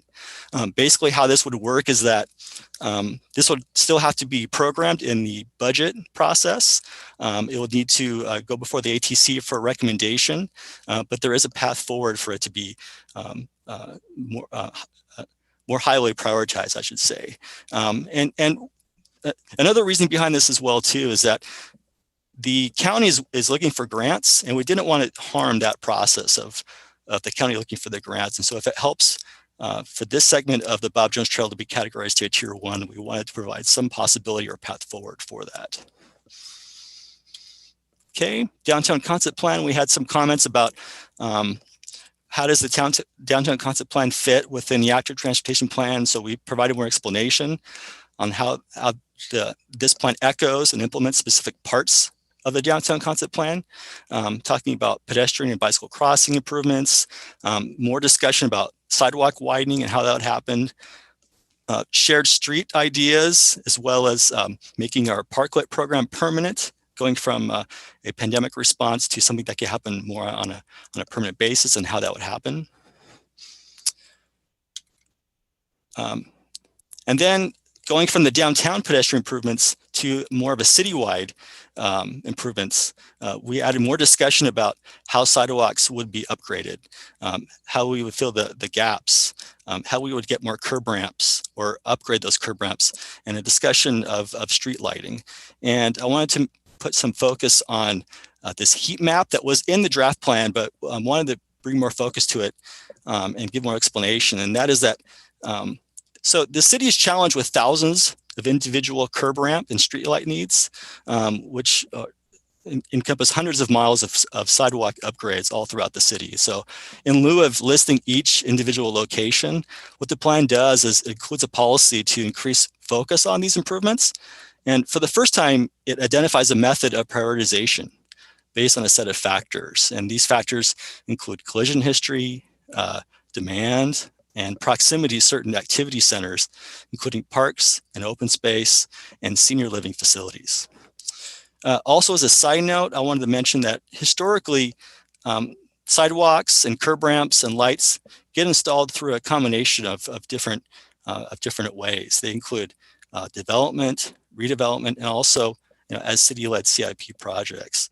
Another point to make is that the city also takes advantage of summer paving projects to include upgrades for some of these improvements, which allows us to take advantage of an economy of scale and also be able to provide more of them. And then lastly, this plan sets a goal to continue these efforts and increase funding resources in upcoming budgets where possible to fund these installations. We heard some comments about bike parking. We added the policy program, policy 6.8, to add opportunities to look for combining bike parking with public art, as long as they fit within the engineering standards of how we install bike racks.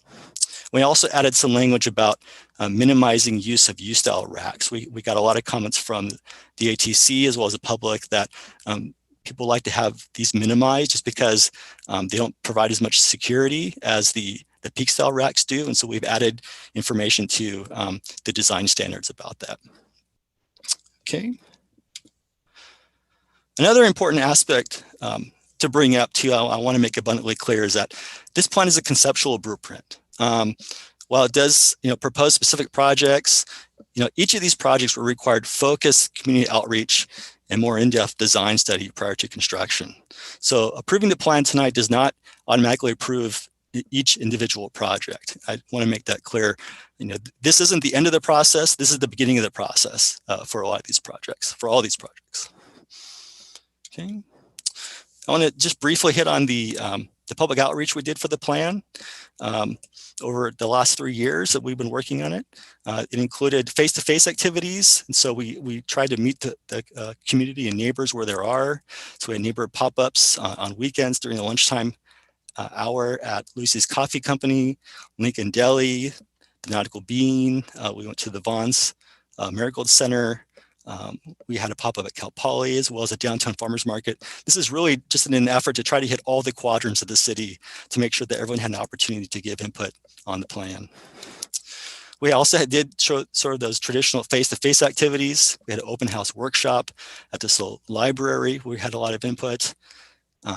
We got a lot of input on, we asked people what they thought the barriers were to bicycling and walking, what they thought the solutions were. We got a lot of very happy faces giving us their input.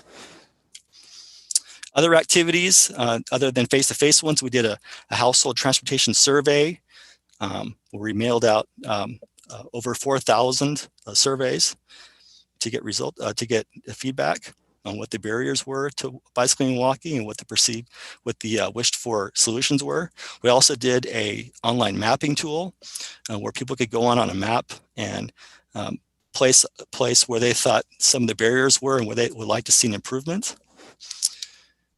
And then we also had over 19 meetings with the Active Transportation Committee where community members could engage and give input as the plan was being developed by the Active Transportation Committee. I also want to thank the Active Transportation members, committee members. They've been extremely diligent and patient through this process and really given a lot of their time and effort in putting this Active Transportation plan together. We had in-person meetings with other organizations, including Cal Poly, Sierra Downtown, Rise Slow, Downtown Slow, and many, many others. And lastly, on this slide, I wanted to say, as extensive as the public outreach was, it does not take place of the additional project level community and neighborhood outreach that will take place when we start more detailed planning design on each of these individual projects. So as we found with previous bike plans and every other programmatic plan that we start on, some of these project details ultimately be more refined based on some of the feasibility analysis we do, but also with the neighborhood input and the community context. So when that happens, community members will be properly noticed. We'll have more time and opportunity to help guide these individual projects as they move forward. And just lastly, in the public noticing, per the city public engagement manual and CEQA requirements, we published the legal ad in the SLO New Times, issued a press release, had e-notification. We posted about the plan on a city website as well as a project website. We had email blasts to those signed up for project plan updates. And also there were news stories that appeared through KCBX, KSBY, New Times, and the SLO Tribune to get the word out. Concurrence, we had unanimous recommendations to adopt the plan by the Active Transportation Committee on December 3rd, as well as the Planning Commission on December 9th. Fiscal impact, with the focus on completing the Tier 1 network of projects by 2030, there's definitely a significant cost in order to meet our climate action goals. Since this is a high level plan, we've provided a low and a high cost estimate, given that there are many project unknowns and project constraints at this point. The cost for the Tier 1 ranges from just under $17 million to almost $200 million, but it should be stated that the high range is very conservative, and we did this just to be on the safe side. But the plan places a focus on improvements that can happen quickly and affordably using strategies like quick build. So we think that this could be a lot less than what we've provided here. In addition, a significant number of these projects will be funded by development, and we will also be pursuing grant opportunities. So we expect this high cost estimate to come down. Okay, the environmental, an initial study and negative declaration of environmental impact was issued. The public comment period was the same for the public draft.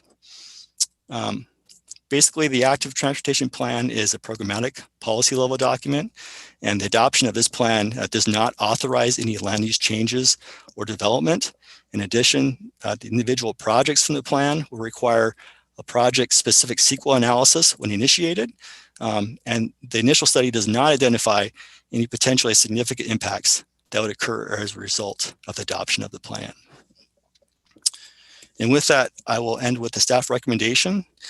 As unanimously recommended by the Planning Commission and the ATC, adopt a resolution to adopt initial study, negative declaration, environmental impact, adopt the Active Transportation Plan, and 3, authorize the Public Works Director or their designee to approve future administrative revisions to the plan as necessary, as long as the revisions do not alter the policy framework project recommendations, and substantive content of this February 2021 edition of the plan.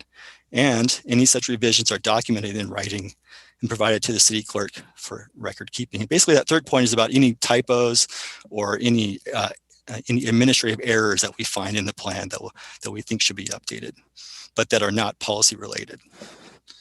And that concludes my presentation. I'd like to thank you for your time.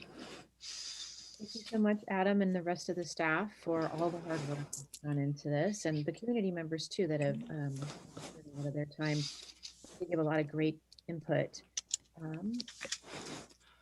I can't see all my colleagues with the screen share. Hold on. There we go. Andy has a question if you're. Yeah, Councilmember Pease. Great, thank you. Thank you so much for the update and the report. Just a lot of great improvements, and you've covered a lot of ground. I just have two questions or comments, extending comments perhaps. One is about process. Adam, you've talked a lot about that this is a conceptual blueprint and there's going to be, the follow-up. And I'm wondering if you can touch a little bit on the timing of that neighborhood input relative to the design. It sounds like sometimes people feel like maybe the design is too far along and that their input isn't necessarily, it's almost too late. But, at the same time, there's a struggle and you want to have some design for people to respond to. And so I'm wondering if you think about that in kind of terms of iterations, if there's an approach on some of these designs that could be more impactful to a neighborhood. Is there a process where maybe it's like in two layers, like kind of a very early, get the ideas and concerns and then the follow-up, or maybe that's already part of the process? Talk about that. Certainly, Yeah. thank you. Oh, go ahead, Luke. Oh, I'd say, I can give you an example with the Laurel Lane Complete Street project was a good example in that we started the design effort with a community meeting, asking neighbors, adjacent businesses to help guide the design efforts. We started with some example cross sections, said, hey, we have pedestrian safety concerns and bike safety and comfort concerns. Our initial concept is let's look at taking away a lane in each direction, providing a center lane, and we're looking at either buffered or protected bike lanes. The neighbors said, hey, adding additional street parking for this specific project is really valuable to us. And that ultimately guided the final design, which was retaining street parking on both sides of Laurel Lane and sticking with striped buffered bike lanes to improve the bike connections in lieu of physical protected bike lanes, which would have precluded some parking. So that's the process. If the ATC, the council, prioritizes a specific project as part of our 2-year work program, the first step is laying out some initial starting concepts of what's in the realm of possibility, and then meeting with the community, other interested stakeholders to help guide that process moving forward.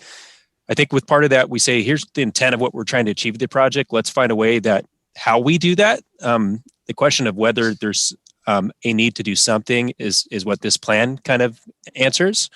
But that's the general process for how that would work at a project by project level. Great, thanks. And then for that, like that very first pass where you invited folks to participate, was that a postcard notification to all the addresses that were within a certain radius? Is that how people were notified? Yeah, it was a shotgun approach. So it was postcards for specific addresses along the corridor. It was email blasts and notices through the city's website and noticing. And we also put up some sandwich boards with notices throughout the neighborhood. We're always looking for ways to catch people in different ways. Some people, we send postcards, they say they never got them or they don't read them. I'm guilty. I don't always read all my mail in detail. For some people, email works best. For some people, walking down the street and seeing a sandwich board with an ad for an upcoming meeting helps. So we're looking at all possibilities and finding out what works best for most people. Great. Okay, thank you. And then my second question is about sidewalks. We had some correspondence from primary foot traveler and had some thoughts about sidewalks and wondering kind of with the acknowledgement that concrete in particular has its own carbon footprint, and wondering, are there areas in town in which perhaps repairing and having a great sidewalk on one side of the street that, you know, is really accessible, and that maybe the other side of the street doesn't even necessarily need a sidewalk. Is that something that would kind of evolve as part of that plan, or is that a policy that needs to get decided upon? I don't even think it comes up a whole lot in the city. I think we do have a pretty good you know, placement, but I'm just checking in terms of kind of sidewalk and concrete and cost efficiency. Yeah, that's a great question. We do have a complete streets policy as a city to try to provide a level of connectivity and accessibility for all modes of travel, but it's context specific. So for a particular neighborhood, and some of these neighborhoods were built because sidewalks were not necessarily desirable by the planners and potential residents at the time. We have an endeavor to provide a minimum level of accommodation for people walking. And so in some neighborhoods, that might mean trying to complete gaps on one side. And that's ultimately kind of the focus through the NHOME plan, is that there's some areas along the west side of like Broad Street, for example, that it's going to be really challenging or not really difficult and maybe not desired by the neighborhood, where at least providing an accessible path to travel on one side of the street and making sure that intersection crossings are accommodate users of different needs would be the strategy. But a lot of it is at a case-by-case level, and as we get into detailed project planning. So we've identified all the gaps that we think we have right now. But as far as a certain street saying we'll have sidewalks on one side or both sides, it would depend on the neighborhood costs and what's right for that particular street. All right. So it sounds like, so we're open to the design that's specific to that area might actually have no sidewalk in a particular location or limited sidewalks. Yeah, that's correct. We don't have any particular policy says policy that says every street needs sidewalks on both sides, for example. But okay, those are all my questions. Thank you. Thank you so much. Can I get a little more insight into the equity performance measures, Adam, that you were speaking of? And I appreciate the back and forth that we've already had with some of the community members on adding more conversation about equity around racial equity, but also looking at gender. And so I just wanted to see kind of what that means. You said the equity performance measures. Can I hear a little bit more about that, please? Certainly, yeah, thank you. So, you know, as you know, we did receive a lot of comments that there should be an equity performance measure, and we know that, you know, women and persons of color are not well represented in active transportation modes, and so this is our attempt to try to find a way to not only have it as a goal, it is included as a goal now, but it's also a way of tracking it. So the way we would track this is we would look at a number of sources. One would be the census data. That tells us that actually break it down for us by gender as well as race, about the types of trips that are being used by active transportation modes relative to motor vehicle use. We also can look at the city transportation survey. We can ask folks about who is using, you know, who is bicycling, who's walking, who's taking the bus, and also who's using a motor vehicle. And so that was our attempt to do that, and that's why you see that performance measure in there. It almost seems like a potential, maybe a senior project to have some students really drill down and figure out who's using what and why or why not, and then what from the actual person's perspective is the gap there that we might have something to do with, that we could do differently. Data would be, I mean, some real more detailed data would be really, I think, seems like it would be really helpful. Okay, thank you for that.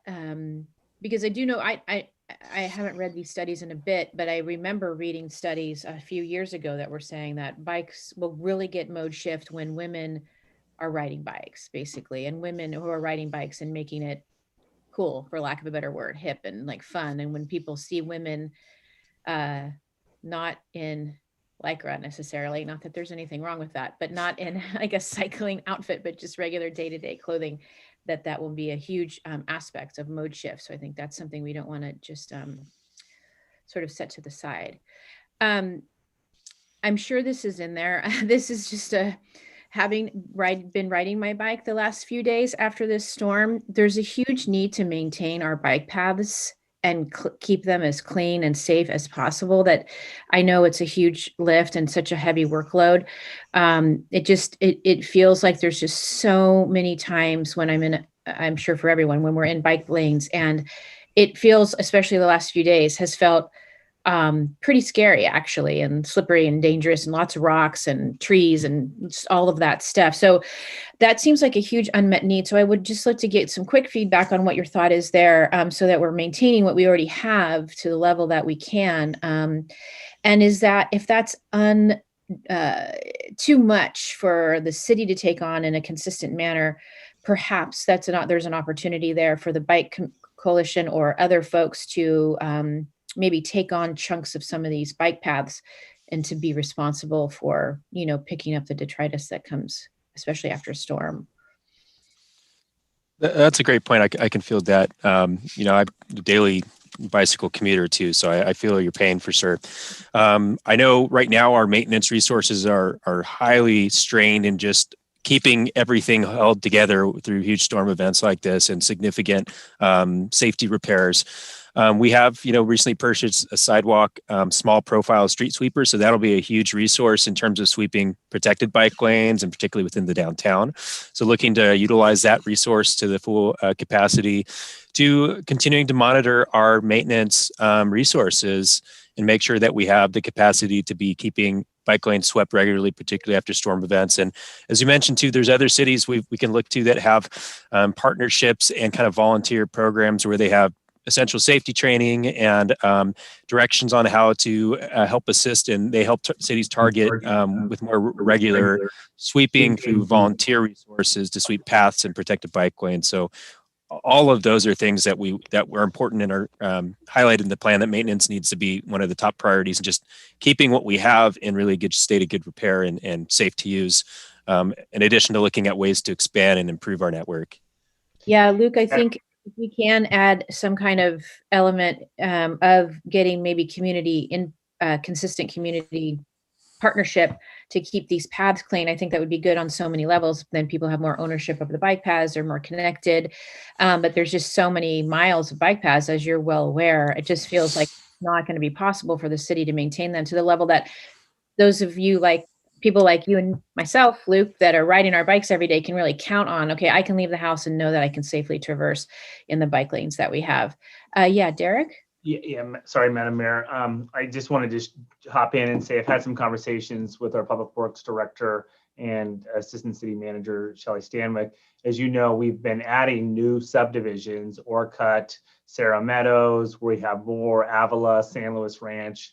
As you know, we already have stretched our street sweeping equipment as far as it can go. So Mr. Horn is looking at, as part of the next financial plan, specifically as we add these new roads and bike paths and facilities that require unique equipment, what is going to be our approach to maintain the quality of the trip for both cars, bikes, and pedestrians. And so you'll likely see something come forward as part of the financial plan. That's great to hear. Yeah, I think that we're probably all in agreement in general, that it's probably important to prioritize making sure what we already have is up to speed while we're thinking about the future. And then lastly, I wanted to just get a little more context and understanding of how we are thinking about and ensuring that we're considering folks with differing abilities as they traverse our community. Can maybe Luke or maybe, I don't know if that's Adam, but can you share a little bit more about that, what the thinking is there? Yeah, I'd love to hear a little bit more about that, please.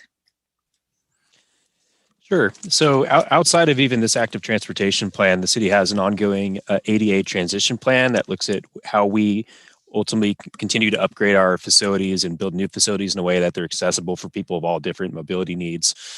The ATP plan has specific design guidance and policy recommendations so that whether they're new bike facilities or pedestrian facilities, that they're accommodating of all users, and that they don't preclude people with different mobility needs. For example, that they support people with cargo bikes or trikes or other kinds of devices that they're using to get around. And what other cities that have really great bicycle and pedestrian infrastructure find too is that those facilities really improve the quality of the environment for people with motorized scooters and other devices that aren't specific to bicycling per se. So that's something we already endeavor to do, and the plan really codifies the importance of continuing to do that as we expand our network. Okay, wonderful. Thank you so much for that. I appreciate that. It reminds me of my daughter used to take the bus all the time out to Cuesta, and she had a bus mate that was blind, and they had gotten a great conversation, and she was asking him about, the little bumps, at the intersections. And she asked him, like, how does that work? Does that help? And he said, it actually doesn't necessarily help me directly, but it's just really great to know that people care. And so anyway, I was thinking about that today when we were thinking about this plan. Do any of my colleagues have any questions? Council member or Vice Mayor Stewart? Jan's been waving her hand first. Go ahead. Oh, Jan, so I have to switch. Jan, go ahead. Yes, thank you.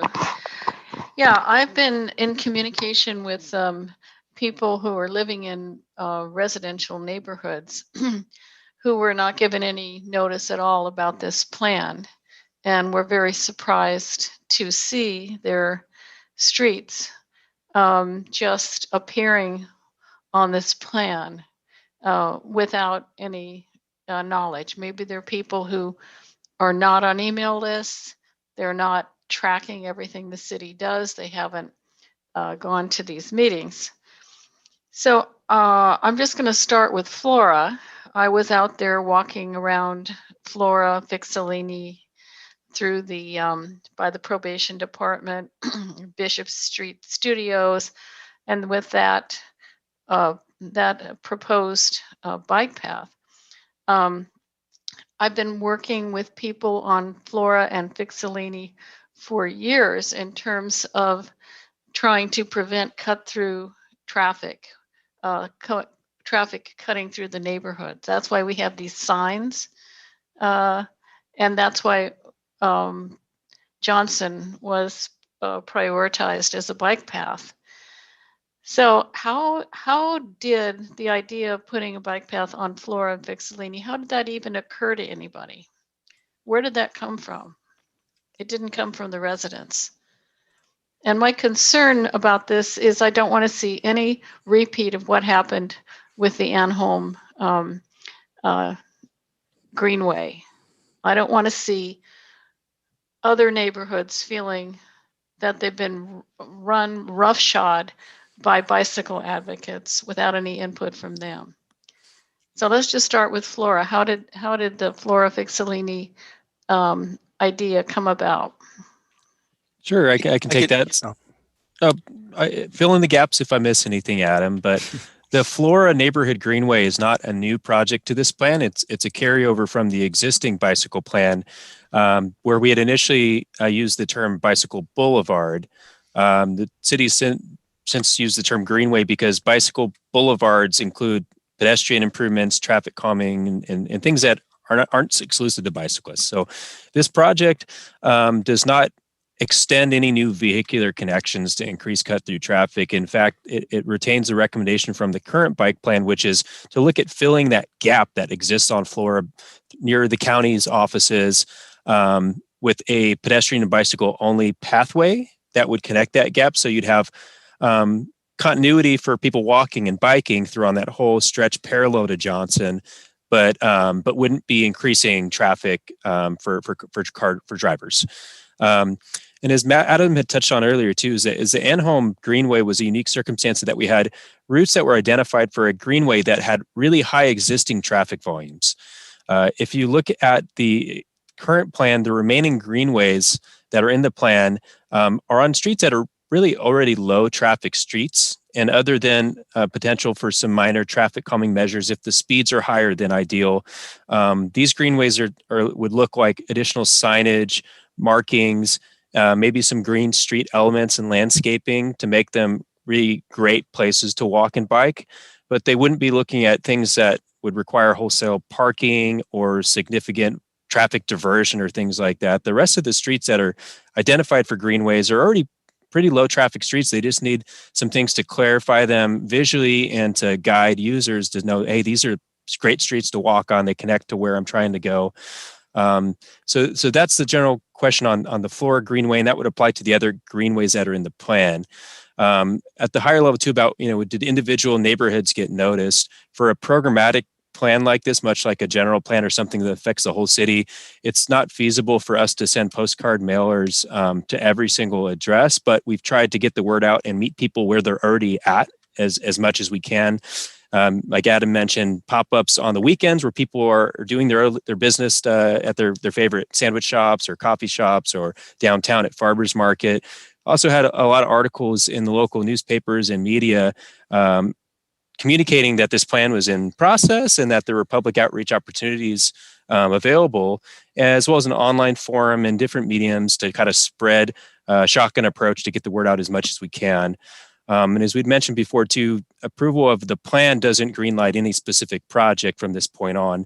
As we prioritize individual projects, we would be doing more focused outreach just on, the neighborhoods that are in the vicinity to make sure that they are aware of what's going on. And that could include things like direct postcard mailers, the same kind of online medium that we've been using, but also things like sandwich boards, where if you're walking through your neighborhood, you'll see something advertising that there's an upcoming opportunity for that. So, and as Adam had touched on too, just like with our current bike plan, there's projects that started with kind of a general outline of what something would look like. And as we got into more detailed analysis and community engagement, the final outcome might differ and lead to, amendments to the plan over time as we get more focused design and planning and input from the neighborhoods on each individual project. So there's still plenty of opportunity to guide specific project designs as we move forward over the next several decades with implementing the plan. So we've tried the best we can to date to get the word out as much as we can, but there will be more outreach and focused communications and engagement with the neighborhoods over time. So here's another question. If the neighborhood did not want to have a bike path there, would just eliminating that from the plan also be an option? Or does the adoption of the plan tonight mean that there is going to be a bike path there, but neighbors and residents, homeowners who live there would be able to kind of say, oh, we don't want green paint, we want blue paint, or, move the deck chairs away around on the Titanic type of thing? I mean, could a bike path just be eliminated in the residential area if that's what the residents wanted? Certainly, and that's happened with other projects that were in our current bike plan. As referenced earlier, there's been a long time, there's been plans for a pedestrian crossing a bridge at Montalban, north of the downtown, connecting the Santa Rosa corridor with the Ann Home neighborhood. That project was in the plan, and when we got to more detailed planning and outreach, the neighborhood said, hey, we have concerns about this, and then ultimately the council had the authority to say, you know what, let's scrap this specific project. And that could be an outcome that the council decides on individual projects that are in this plan at this point moving forward. So that does happen. The council still has, I just say, the council still has the discretion to approve final designs and implementation of any of these projects. So this isn't the last time you'll see these particular planning proposals. Okay. Thank you. I also had a question about Tier 1. How much of the projected money in Tier 1 is to be applied to improving sidewalks? Or is it all for bicycle paths?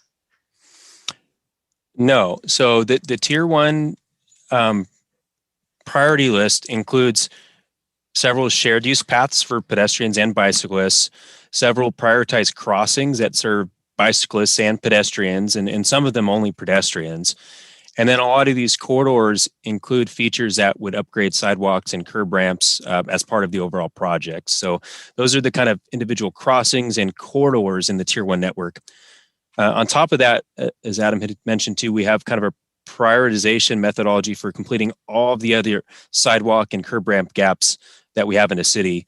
If you added all those up, there'd be thousands of curb ramps and street lights and many 100 miles of sidewalks Those total costs, I think, are captured in many ways in the total estimates, but they'd be obligations that we take care of over decades to build. So I'd say we haven't explicitly broken out the costs strictly to pedestrian or bicyclists, because a lot of the projects have features that serve both. But sidewalks, curb ramps, street lighting is a huge part of the total project cost that would be considered within this plan. Okay, and I just have one more question. I live near Cal Poly, and there's a real a real problem with not having sidewalks in our neighborhood. The streets are full of students walking to Cal Poly or from Cal Poly, skateboards, electric bikes, cars, you name it, and bicycles. So are there any plans to improve the lighting or the sidewalk situation near the university? Yes, and in that kind of prioritization heat map that Adam showed, those are prioritized based on proximity to things like schools, the university, areas where we've had collision issues or high demand. And so, yes, the areas around Cal Poly would be within that prioritization process where we'd be looking to put in streetlights, curb ramps, sidewalks in those areas first. And we also kind of, we already have an ongoing streetlight program that was funded a couple of years ago by the council that we can incrementally are already installing new streetlights. And a lot of the requests we get and installations that we're working on are near Cal Poly. These can be costly. An individual streetlight per our standard with new PG&E can be upwards of close to $30,000. So we've been looking at ways using solar and other options that can reduce those costs. But yeah, the Cal Poly neighborhood's part of that focus area that would be getting more attention for things like that. Thank you very much. That's all I have. Thank you. Vice Mayor Stewart. Thank you for this great project and all this work that you've put into this. And thank you to my council members. You've asked the majority of my questions, so I won't go on and on. As far as the Higuera and Marsh project that's happening right now, I'm imagining that's an example of resurfacing. You can take advantage of that and help the sidewalks as well as the bike lane. Am I correct in that? Yes. Yes. That's what I thought, just checking. And then when you talk about the neighborhoods and they get the input, I know we talked about having emails as kind of a challenge. There's e-notifications. Which is the best e-notification for people to sign up to be part of one of those sample options, Luke? So the one that I typically recommend to people is I'll direct them to the city website where you have a checklist of types of categories you're interested in and say, these are ones that will get flagged for any kind of public transportation projects. And that's when you'll get anything we push out that way. When we get to specific projects, we also typically include staff contact and say, if you want to be on our individual email list and not subscribe to all the city emails in that category, we'll get you on the list. And anytime we send updates, we send them to anyone on that list as well. And we've also been using our OpenGov tool, which also has an ability to subscribe just to a specific project or planning effort. And we send out our notices and updates via that tool as well to anyone that's subscribed. So, and if the council or the community members have other tools or recommendations that they think would be really helpful that we're not currently using, like, we're all ears, because we wanted to leverage those tools as much as we can. Madam Mayor and Councilmember Stewart, if I could just hop in here, because this has come up a few points. Councilmember Peace brought this up earlier. As a refresher, back in 2015, 2016, the council adopted a public engagement manual. For years when I got here, there was I would say concern and confusion about what was required. And so the council, through a process, standardized our approach for public engagement. And we use that public engagement manual. It is the standard by which we use to engage the community. In fact, we were recognized nationally and by the California cities as the gold standard. I think their quote was that it's the model for cities to replicate, and the National Research Center continues to look at it as a model. That's not saying that we can't do better, In fact, I think that there is an element that's missing around diversity, equity, inclusion, and that equity piece. So depending on where the council lands next week, my intention is on the work program is to come back and have a refresher with the council to make sure that everyone literally is on the same page about the expectations and process for public engagement with our community. Thank you, City Manager Johnson. I agree that we have a fantastic public engagement process. And I also know there are people that tell me all the time, this is the first time I'm hearing of it, even people who are thoroughly engaged. So I would love to just be able to help enhance what you are already doing. So helping know what's the right e-notification list to check or the right OpenGov tool to use. However, I can help people use those resources better. That's my goal here today. And I think as we look at, Ocean Air is a perfect example of however I can help. There's quite a variety of socioeconomic status over in that area. And so however I can help those individuals know how to get more involved, I think, and get their input heard, that's my goal. Yeah, there's clearly an equity piece that's missing, I think, from when it was developed, and we want to add that lens to that document and then refresh it, because engagement in 2015, 2016 is different than in 2021. And so I think that it could use a refresher and then reconnect with the council to make sure that all of our expectations are aligned and we're doing the outreach and the notification so that there aren't any surprises. Absolutely. Thank you so much. And I really appreciate the equity performance measure. So I just wanted to thank you for that, Adam. And the other, sorry, I just lost my space. Oh, and there's a point where, obviously this is not for today, but how the buses intersect with this ATP would be great to talk about at a future time. So I just thought I would share that too. All right, thank you so much. Thank you. Okay, I'm not seeing any other colleagues. City Clerk, do we have some public comment? Yes, we have one person. Molly Kern. And let me get over there.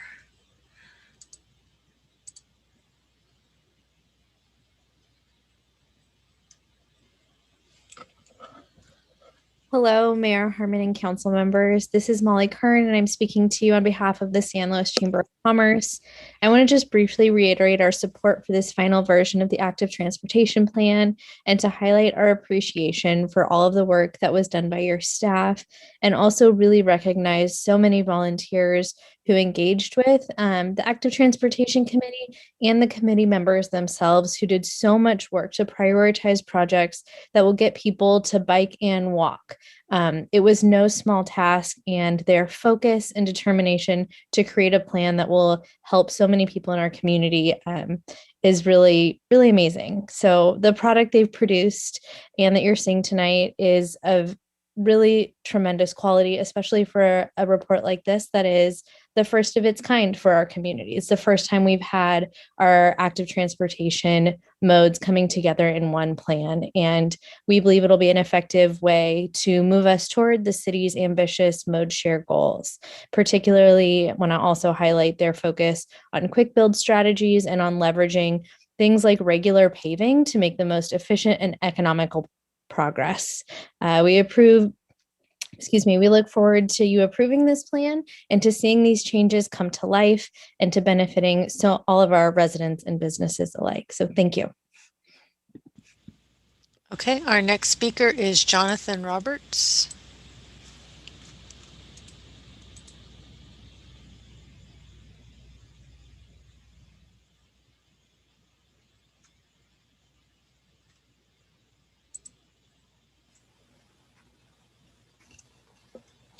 Good evening. My name is Jonathan Roberts, and I am a resident of San Luis Obispo. I am the current chair of the Active Transportation Committee.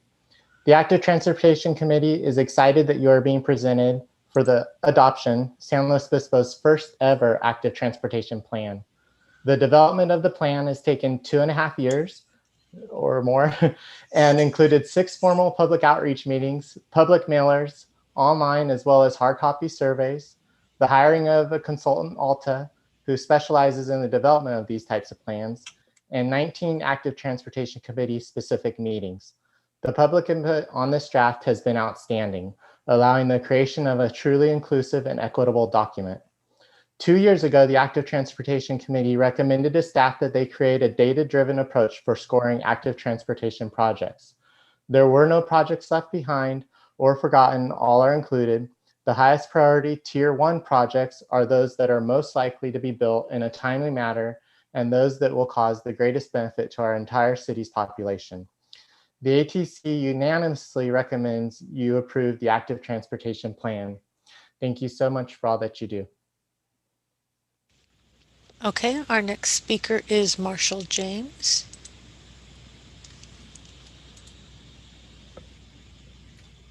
Yes, hello. Thank you. I too want to just really thank the Transportation Committee and especially the work of everybody on this, making this town a walkable, bikeable haven. As a person who moved here from Los Angeles, I was already blown away by how easy it is to get around the city, especially if one has a bike. And I recall in my first week after moving here, I met with Mr. Fukushima directly at one of the Thursday night farmers markets that I'm sure we are all missing right now as a community. But it really shows the dedication and the work that's gone into making SLO a more bike friendly and pedestrian friendly town.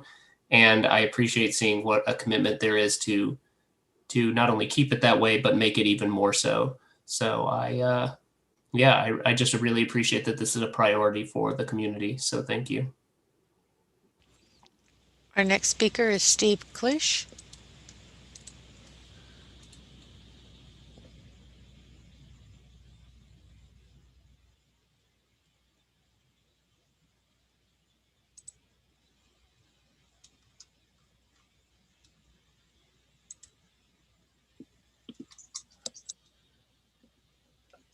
All right, sorry about that. I was not seeing I had to click those buttons.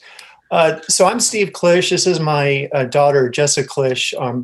Our family also has my wife, Shannon Klisch, and my son, Rowan Klisch.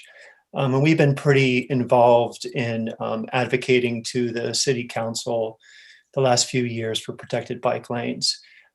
We enthusiastically support this active transportation plan, and in particular, the list of Tier 1 projects. I think that there's proper focus placed on protected bike lanes in the plan.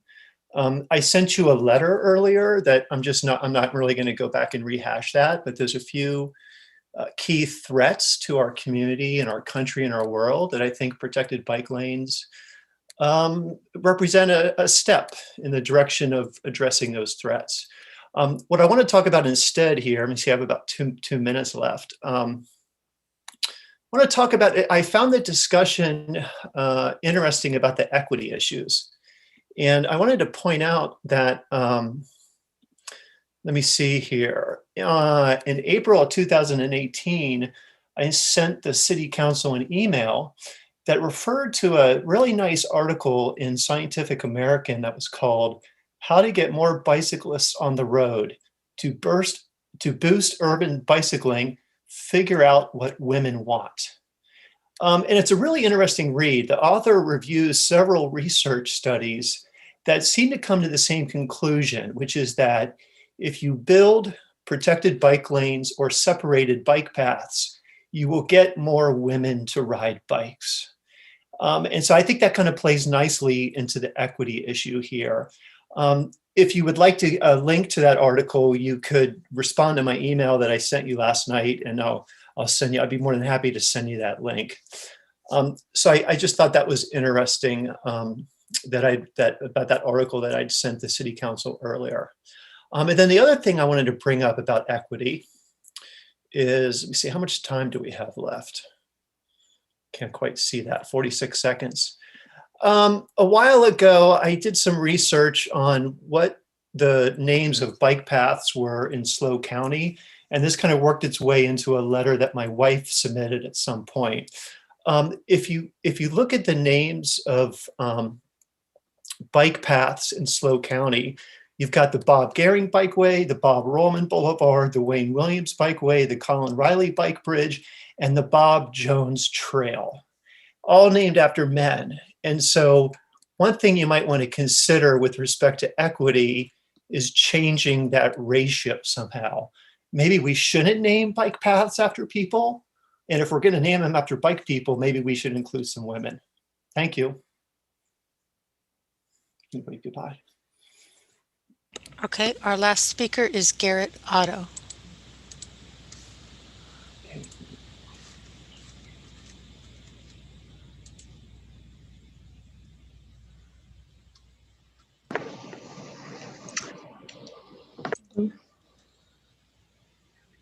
Hi, good evening, Mayor and Council. Thank you, everybody. Thank you, staff, for putting together a great report and helping develop a wonderful plan. Didn't really prepare anything other than I want to encourage the council to adopt this plan. I think that it's a great representation of 2 years plus of hard work and great outreach in the community, and a lot of great stuff has come out of that, out of all of that hard work. So I encourage you all to adopt the plan, and I'm going to make a plug for major city goals and funding, and that once we adopt this plan, or hopefully you'll adopt this plan, that you also look at funding in the next budget cycle, several tier 1 projects to really start making progress to build out this plan, build out and help achieve some of our major city goals, our climate action plan, our diversity, equity, and inclusivity goals, and really making sure that anybody who's in this town can get around by biking, by walking, by automobile, by bus. You know, some of the comments I heard from some council members or reading the email correspondence, you know, I might be considered a bike advocate, but really I am an active transportation advocate. I'm a advocate for using public transit, anything that can help people get out of their vehicle and use other modes of transportation. We're all for, and I really think that this plan does enhance the ability to look at other modes of transportation that aren't just in a vehicle. And that's the most important thing. If you really look at this plan, all of your concerns are going to be dealt with. Like you can tell from the way that Luke and Adam are discussing all of these type of things that they've really thought through this entire plan, and there's not one stone that's been left unturned. They've really done a great job developing it, and whether you're walking, whether you're biking, or trying to take a bus, this plan is really going to help make sure that you can get around town safely. But we also need to fund them. That's the biggest thing. It's just a plan until we actually build it. So I encourage you, as we set the next budget cycle, to really make sure that these tier 1 projects are a high priority. Okay, we have one more speaker, Tim and Lisa Jouet.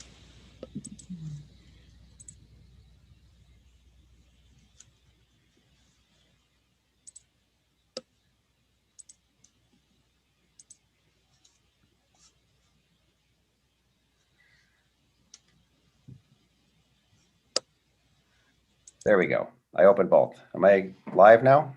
Yes. Yeah, hi, I'm Tim Jouet, resident of San Luis Obispo. I am currently a member of the Active Transportation Committee. So that's just for disclosure. I would like to point out a couple things. First of all, I really want to give immense thanks to Luke and Adam with the city. I mean, the amount of work that they've put in, and just their encompassing knowledge of everything it's beyond the pale as far as that goes, as far as I'm concerned. And what they're having to do with research outside the city and everything, because this isn't just something that is happening in San Luis Obispo. I mean, this is a worldwide movement. We're not on the cutting edge. And they've been basically bringing San Luis Obispo, along with the other residents of the city, into the modern world, as far as I'm concerned. And on that, I want to point out that this plan, in my opinion, is one of the few things that the city is doing that is like a progressive, holistic approach towards improving the lives of everyone in a city, as opposed to looking at one little section or worrying about what's happening in front of my house, etc. We're always looking at, immediate little problems. How do we solve this one here? What's wrong on this block, etc. Or I don't want that here. Whereas this is actually forward-thinking planning that affects all residents and is bringing everyone in. There's not any greed involved. There's no, I guess I just think that the plan itself and this type of planning is the way the city needs to think about a lot of other subjects going forward in development and how we provide services for all the residents of the city. So I've enjoyed working on the plan, and I'm looking forward to you guys passing it and getting as much done as we can over the next few years. Thanks. Thank you. That was our last speaker. Thank you. Okay. Any further discussion? Councilmember Christensen? I don't have any further discussion. I want to also thank Luke and Adam for their efforts on this plan. And I really have, I'm one of those people who've been around for a while, and I really pushed for an active transportation approach as opposed to a bike approach, because I felt like, first of all, we needed that broad, encompassing approach, but also because, that was the way it really, it really works. If you improve bike lanes, you improve pedestrian. If you improve pedestrian, you improve bikes, and we need to go that way. So I'm really supportive of it, of the work that's been done, and I appreciate especially also the efforts that the council made at our last meeting to talk about the diversity and equity pieces, because that wasn't included. So it just shows you that there's always room for improvement. As somebody who lives on a bike boulevard, I can tell you that, that's what I was going to say. As somebody who lives on a bike boulevard, I can tell you that, as several of you have heard me say before, I was totally horrified by the idea at the beginning, and have grown to appreciate and very much like the way that the bike boulevard operates. And so I just to speak to Councilmember Marks's observations and her conversations with other neighborhoods, sometimes the council follows the neighborhoods or the leaders or the vision seers in the community, and sometimes the council and its plans are the vision and the leadership in the community. And I do believe that in terms of our transportation efforts, we are going to have to be a little bit of the leaders and not so much of the followers. We're going to have to push our community a little bit and help them be more comfortable with this broader approach, and to see that change, in terms of accommodating more bikes and doing more to integrate that with pedestrians is going to be the way we want our city to go. And it's going to be the way of the future if we're going to talk about anything to do with transportation and climate change and all the other things we talk about all the time, resource preservation. So I'm very supportive of this plan.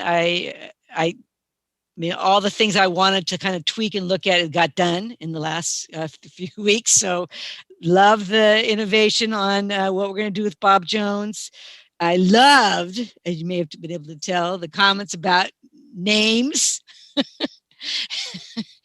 And I think the comments that the mayor made about women also, I think that is true, that human beings are social creatures. And if you surround them with people to identify with, doing things and saying things, and their naming and the words you use, it will bring lots of folks along. So I would like to go ahead and move staff recommendation, and thank again the community and the staff and our very hardworking advisory body for the work they've done.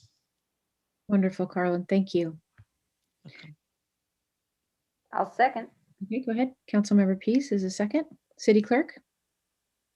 Councilmember Christensen, Yes. Councilmember Pease, Yes. Councilmember Marks, Yes. Vice Mayor Stewart, Yes. Mayor Harmon.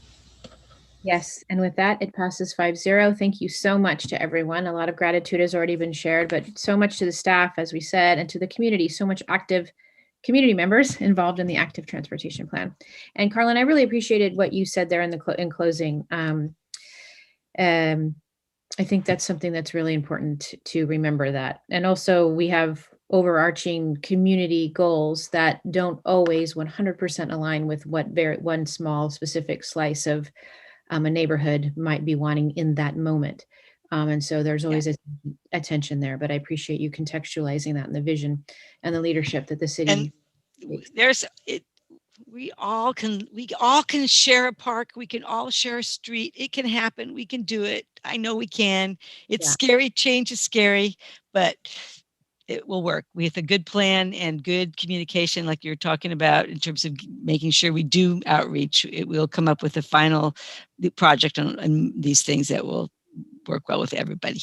Yeah, and I think the discussion's been a good one in terms of just reminding people what has always been true, but hasn't always been clear, is that the streets belong to the people in the community, not to that specific homeowner that lives right there where that street happens to be.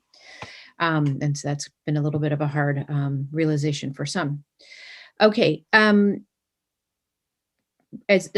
my colleagues like to take a break, Derek? 5-minute break. Yeah, I was just 5-minute break sounds good. Okay, so we'll just make it 9 o'clock even that we will return. Perfect. Thank you.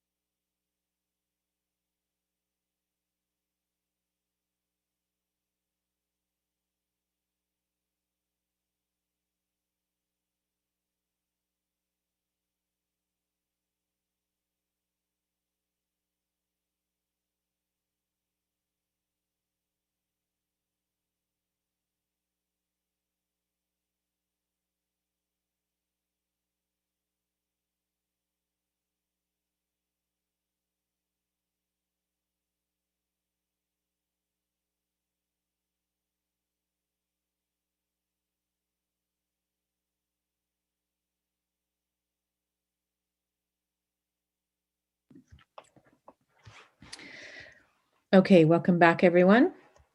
We will move on. Oh, Teresa, are we ready? Okay, we will move on to the next item before us, which is the 2021 mid-year budget review. So Finance Director Brigitte Elke and Budget Analyst Natalie Harnett will please present the report.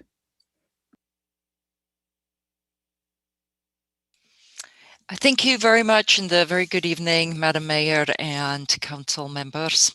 And we actually will get started with your city manager, Derek Johnson, who will give us a little bit of a starting thought going into this item. Great. Thank you, Ms. Elke, and good evening, Madam Mayor, members of the council. We are happy to bring forward this item, the 2021 mid-year budget review. It has been a subject of close scrutiny over the last 12 months with the finance and department and team closely monitoring all of our revenues and expenditures, given all of the volatility out there in the economy that of course translates, has a direct impact on our finances. And so tonight's presentation will walk you through all of that. And I will jump back in as part of the presentation to talk a little bit about the 5-year forecast. So if we go to the next slide and talk about the recommendations, which are fourfold. The first one is to receive an update on the work programs and changes in financial positions. And Ms. Harnett and Elke will walk you through those. And we will also be talking about the major funds at this midpoint. We'll also receive a presentation about the Meta City Goal, which is included in the attachment, section D. We'll be also requesting a resolution to approve one-time allocations for the general water, sewer, and parking funds. And then I think this is something that I think all of us have been anticipating for quite some time, is looking at our communication programs. As we heard on the last item and even items before that, the expectations of our community and the need to have a professional that leads our communications program has certainly grown over the years. And we had planned to come forward, if you recall, last March with a recommendation to expand that program, but of course delayed that at that time, given all of the financial uncertainty related to COVID-19. So as we go to the next slide, we'll reintroduce the concept of COVID Mountain and where are we? And so I'm going to walk through a few things. Our priorities over the last 18 months as we've been in this financial plan have been keeping our community and our employees safe. And we have done a great job in partnership with the county. A fact that deserves attention is that we have a lower per capita rate of infection compared to many cities of our size throughout California and our region. And I think that has a result of our community, our city, our county, everyone working together to do the right thing. As you know, we've had to invest a lot of times in staff in this work. We have, nearly a half dozen people in communications. We have logistics, operations, finance, and they have all done a tremendous job. We're 11 months into the pandemic, and right now we don't know when that pandemic will end. I think, at some point it's going to turn into an endemic. What exactly that means, we don't actually know. That's still to be seen. And this is the longest emergency deployment that we've had in the history of the United States. We will certainly hit the year mark. And just as a reminder, on March 17th, it'll be a year that the city has declared a local disaster in our community. And I don't anticipate us withdrawing that proclamation anytime soon. We've had many challenges in the last 18 months: fires, floods, social change, new technology, new laws, housing, and we've all been doing that. We've been trying to fight climate change. Curveballs have certainly been thrown our way and will likely be thrown our way in the future. And we need to plan and have a plan to adapt and be resilient for the future unknowns. And that's one of my requests today. And it'll be on Saturdays. You think about the next work program. We have maintained a balanced budget. And the budget that you will see tonight in the mid-year forecast shows that we have a balanced budget. We have some challenges in the parking fund. We'll walk the council through what some of those challenges are, and we'll come back with some recommendations and strategic budget direction about how we intend to address some of those challenges. But I am so proud of this council, of this community, and this team for taking decisive and quick action to make sure that we maintained a balanced budget. And as we get through the 5-year forecast, we can talk about some exciting prospects with the support of our community with Measure G. Throughout the way, this past 18 months, we've got some exciting things done. I think, and I'll just name a few. The Marsh Street Bridge, we adopted a climate action plan during the pandemic. Tonight, the active transportation plan. We have work that's going forward on the parks plan, for our future. We adopted a housing element. We completed paving projects. We built new trails. We acquired open space. We built parklets, and we activated the downtown. So there is some things for us to look in the mirror and be proud of that we've done, all while fighting this pandemic. That I stay in touch with many of other professionals throughout the state, and their advice on this during this pandemic has really been only do what you have to do, only necessary. And I think we've exceeded that along the way. And I think, as a result of that, we've gotten things that are done that have been important for our community. I am concerned about the pace and the ability to sustain that over the long term. And so we're going to need to talk about that on Saturday and a part of strategic budget direction, because we get work done in this organization by people, and I want to take care of those people and make sure that we're serving our community and focusing on the most important things that we have. One thing that I'll just point out, and this is item number 6, is the department summaries do reveal something to note to the council, is that core services need resources too. You've heard about that before. We've heard, specifically the city attorney's office, but there are other needs that we're going to need to address in some of the service departments. And that'll be something that we'll be bringing forward as part of strategic budget direction. We are able, and you'll see as part of the financial forecast, that unfunded liability will consume a large part of the budget. And our forecast does allow us to get back on track with the fiscal health response plan. And so that is fantastic news, but it's going to require focus and discipline by the council and the staff and the community to understand the headway we have to make on that.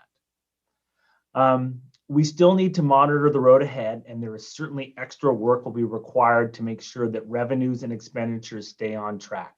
And so we know that's important. We recently received the report from our independent auditor. We'll be coming back with a single audit, and we'll also be talking about some of the changes that we plan on making to address some of those findings. But most importantly, it really speaks to the discipline to make sure we have a strong financial foundation. The last items that I'll talk about is that there are some new variants that are out there of COVID-19. We are seeing a slower rate of vaccinations than anticipated. I mentioned that once COVID-19 does end, it'll become an endemic. So when we do reach the top of this journey, is herd immunity at the top? We certainly don't know when we'll be the top and we'll start descending. I think one of the quotes that has stuck in my mind for the last year has been from Dr. Fauci, is that ultimately we don't make the timeline. Ultimately, the virus makes the timeline. We certainly have more information today. We certainly know so much more than what we knew a year ago, and we've adapted and adjusted, but that'll be required us going forward. So where do we go forward from tonight? The recommendation is that as we look to the future, that we're mindful and intentional to position the city to be resilient, responsive, and nimble, which has been required of us and our organization in the last year, and certainly will be required us in the future. And so with that, I'll turn it over to Ms. Elke and Harnett, and they'll walk you through the presentation. Thank you very much, Derek. And moving right along, and as you can see on this slide, the budget process, though covering a 2-year financial plan, is really ongoing. The chart here illustrates the check-in before the City Council once the financial plan is adopted, and it's fulfilling the requirements as outlined in our city's financial policies. With this financial plan, we have introduced the quarterly reports to Council, but at mid-year, we provide a closer and more comprehensive status update. As outlined here, this fiscal year has actually seen an additional check-in in October to report on the continued effects of COVID-19 as the uncertainties remained, most certainly when we started the financial plan back in July of 2020. This mid-year review has been timed somewhat strategically to provide this financial information right after the results of the annual audit that the Council received in January, and to present the long-term forecast. So this information is available to the Council for the upcoming goal-setting discussion. The next slide further illustrates the importance of the information as it actually relates to the financial plan and the decision-making process. When the Council approved this year's budget back in June of 2020, it did so in the knowledge that the budget was balanced and the reserves were intact. There was even some one-time funding available that allowed the Council to invest in COVID-19 relief efforts and economic recovery. The decision to do so was paramount as the pandemic continued through the summer and, as we all know, reached renewed heights in December and into this year. And as Derek just outlined, it will probably be with us for some time. Though the city's revenue did take a hit in the last quarter of the last fiscal year 20, the immediate implemented measures to curb the spending allowed the city to end the fiscal year in a continued strong financial position. Since then, the expenditures are tracking with the adopted budget, and some revenue sources are doing better than actually anticipated back in June. The following information will take a closer look at the current revenue and expenditure pictures and updated long-term forecast that will give the Council an insight regarding the anticipated financial picture for the upcoming financial plan and most certainly beyond. So on the next slide and the next click, let us take a closer look at the city's overall revenue picture for all major funds that also includes assessment revenues or special revenue funds such as the Tourism Business Improvement District. And as illustrated here, we have adjusted revenue assumptions positively in 3 of the 5 major funds, adjusted 1 downward, and maintaining the assumptions for the transit fund as we did at the beginning of the budget period. In the service charge revenue, we therefore propose slight upward adjustments in the general, the water, and the sewer fund, but unfortunately, as also mentioned already, we'll have to further reduce the expected revenue for the parking fund that has been hit hard by the renewed shelter at home orders in December, and it is doubtful that it will be able to make up the additional losses in the remaining 5 months of this fiscal year. The next click reveals one of the 2 numbers on this slide that stand out and require a bit more scrutiny provided with this next click. Let us first look at the general fund tax and franchise revenue that is increasing by $6.5 million. That's actually an 11% increase from our assumption back in June of 2020. Well, 2/3 of it, or 4.1 million, is really due to the voter-approved local sales tax measure that will begin to earn revenue in the last quarter of this fiscal year, beginning April 1st. Making up the other third of that number are the regular sales tax that is actually doing better than we had originally expected. And the latest information from the county assessor has increased the property tax assessment for this year almost in the same tune as the sales tax. The next click points to the other large number, that is, however, not a new assumption. It simply moves the debt proceeds in the waterfront from last fiscal year to this year due to the timing of the project it was incurred for. With mostly good news, I think, on the revenue side, let's now look at the expenditure picture at mid-year on the very next slide. Expenditures in all our segments are currently tracking with the budgeted appropriations. We are still incurring COVID-19 expenses and continue to submit all that are applicable to FEMA. Not knowing where the pandemic-related expenditure will end up, no budget was essentially allocated to it, but each expense is tracked in a designated account for reporting and analysis purpose and will help us with the reimbursement requests to FEMA. There are several amendments recommended, however, and let's look at the detail on the next slide for that. For the general fund, the adjustments are addressing increases in unemployment insurance and a slight correction due to a clerical error.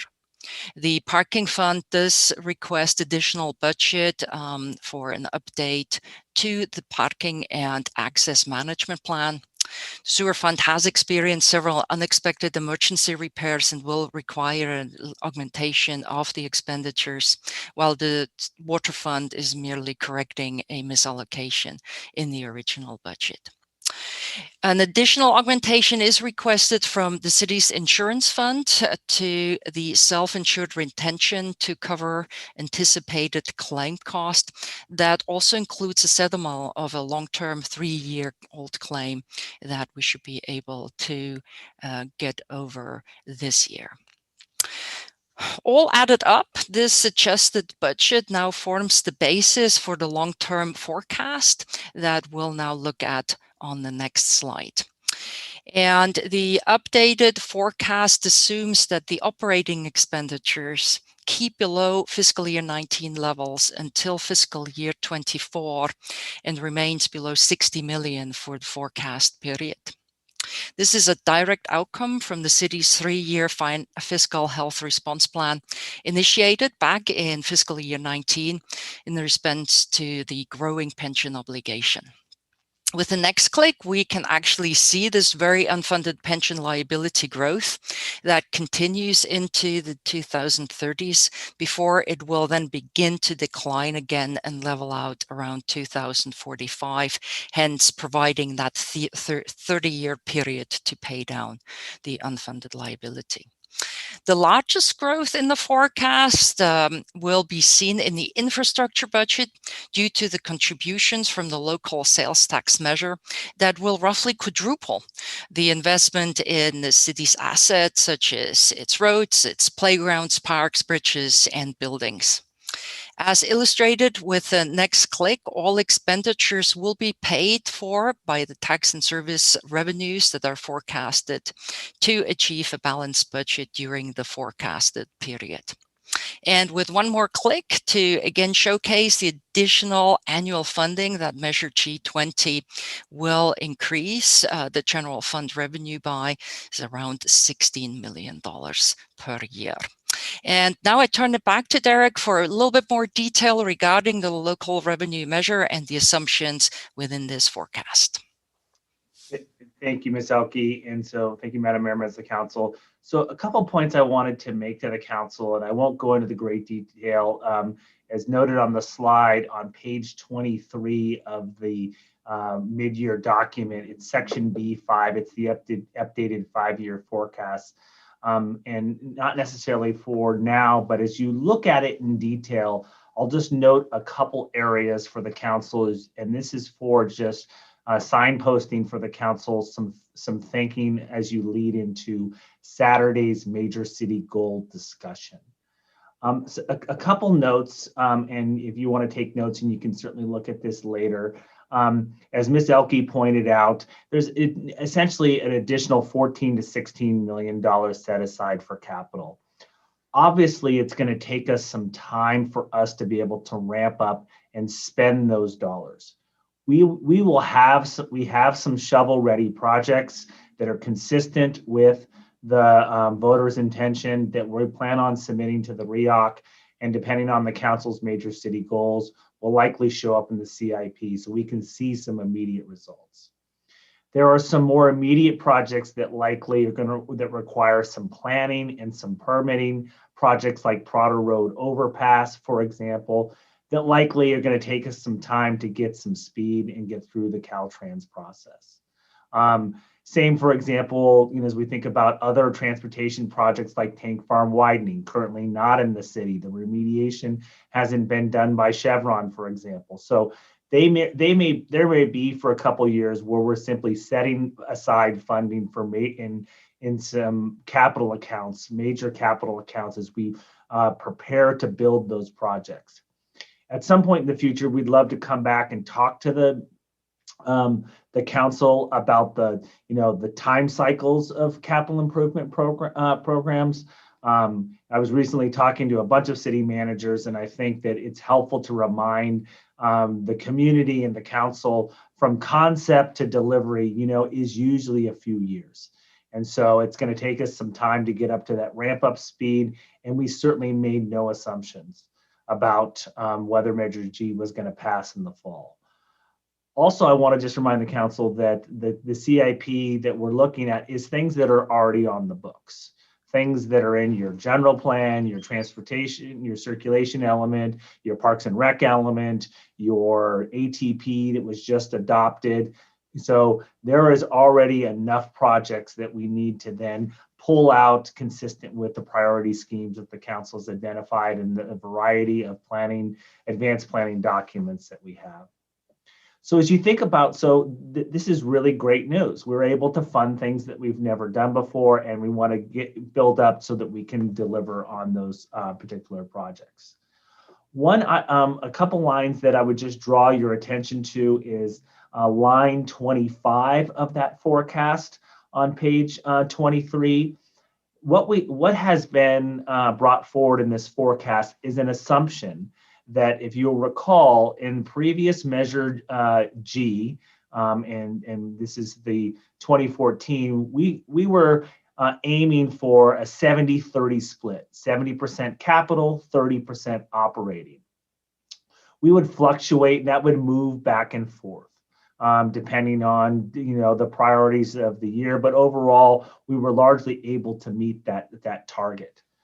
I have asked the team, and we'll be having a conversation with the Revenue Enhancement Oversight Committee, to shoot for an 85-15 split.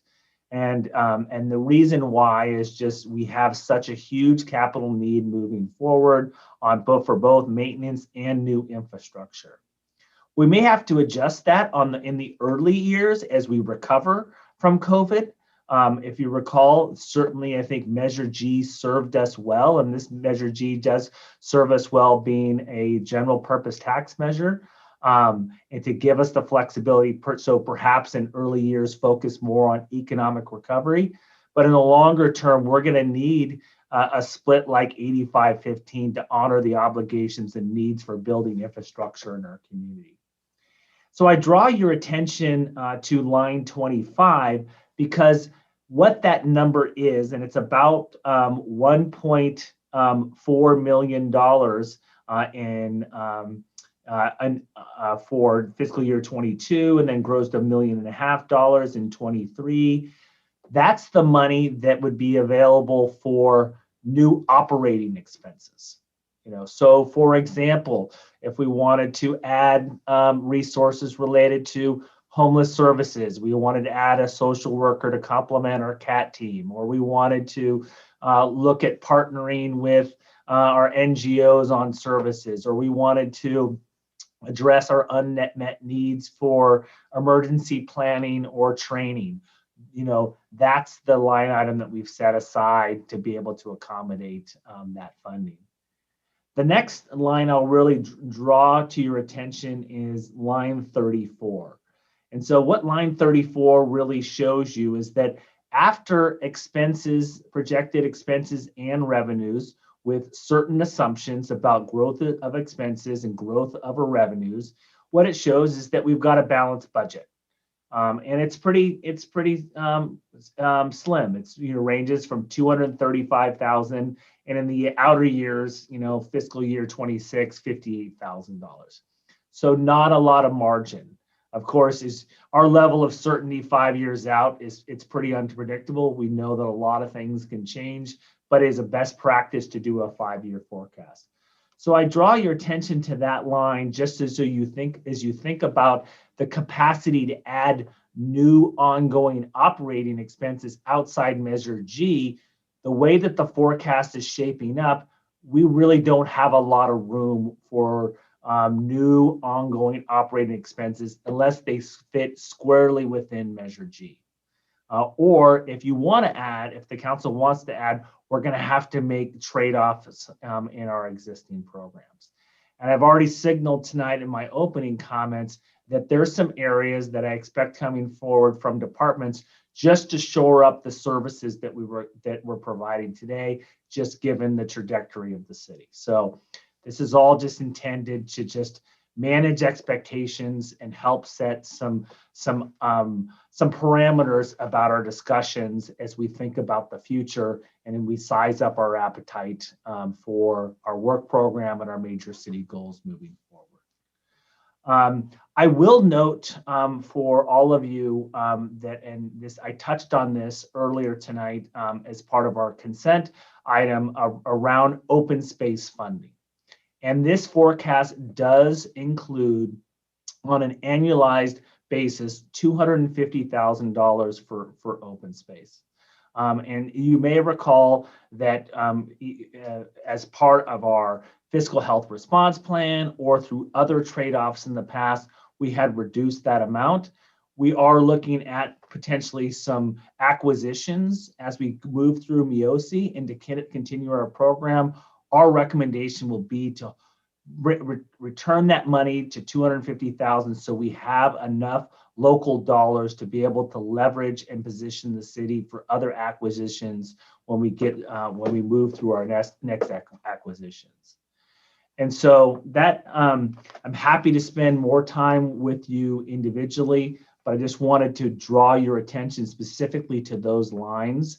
Because if I were in your shoes, I'd want to know those lines in particular as I think about the work program and budget on Saturday.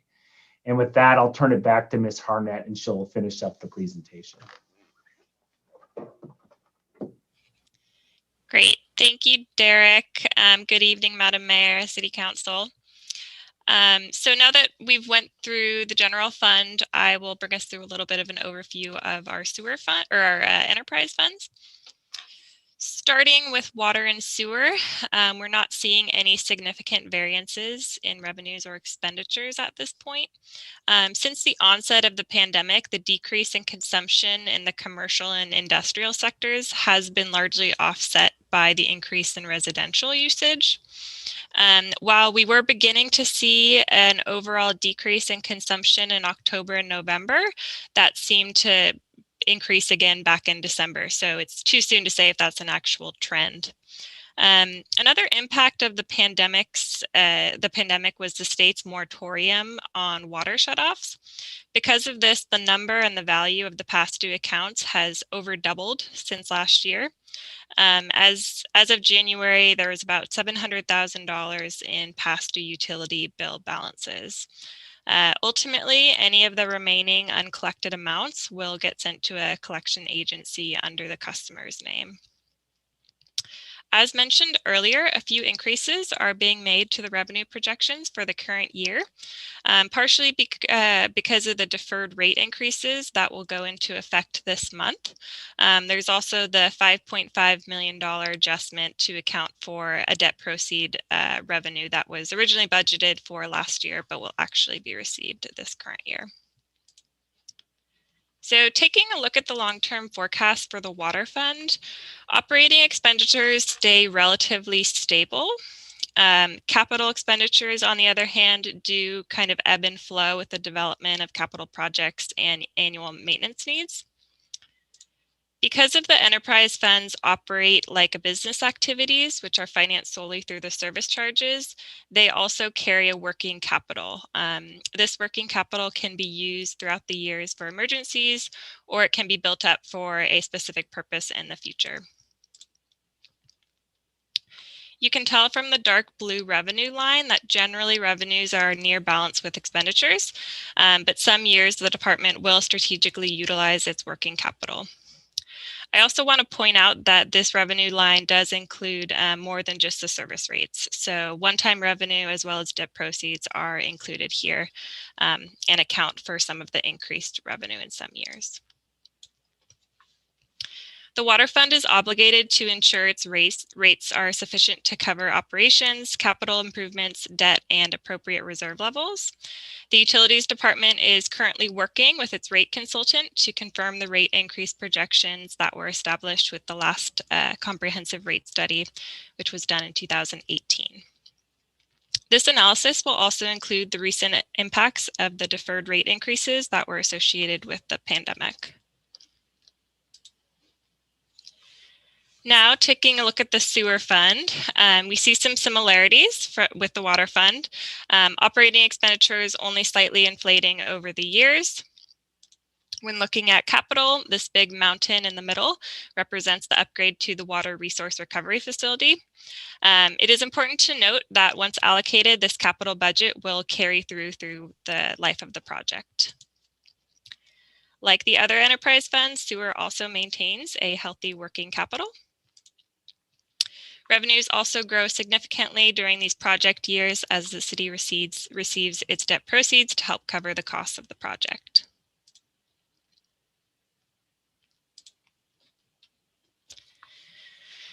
The parking fund has seen the most substantial impacts to revenue as a direct result from the pandemic and its efforts to support economic recovery in the downtown area specifically. Some of these efforts include the loss of on-street parking spaces to accommodate for parklets and curbside pickup zones, the suspension of meter enforcement, the waiving of all parking programs through July with limited program activations through October, the expanded free garage parking during the holiday season, and a recently established tiered approach to incentivize customers through the remainder of the pandemic. These efforts represent a direct benefit to businesses, residents, and employees. We will take a closer look at the parking long-term forecast on the next slide. But as an overview, this continued support towards economic recovery has significantly impacted the long-term forecast, and a further fund analysis and some potential strategies will be presented to Council in April. So looking at the updated long-term forecast, both operating and expenditures, so the dark green and the lighter green, are staying relatively stagnant. With the presentation of the original financial plan, you will see a large capital budget in the current year for the Palm Nipomo parking structure, which was deferred as part of the supplemental budget preparation and is no longer seen here. Like with the other enterprise funds, parking has a working capital balance, which up until last year had been strategically building up to help fund the new parking structure. And as you can see here, the dark blue revenue line is where the shortfall comes in.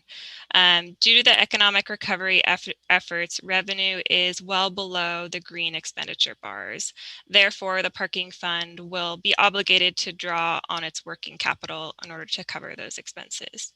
Unfortunately, this is slowly draining the amount available for the Palm Nipomo parking structure and the current long-term projection. And with the current long-term projections, the fund will actually not be able to meet its debt service requirements as anticipated for the project.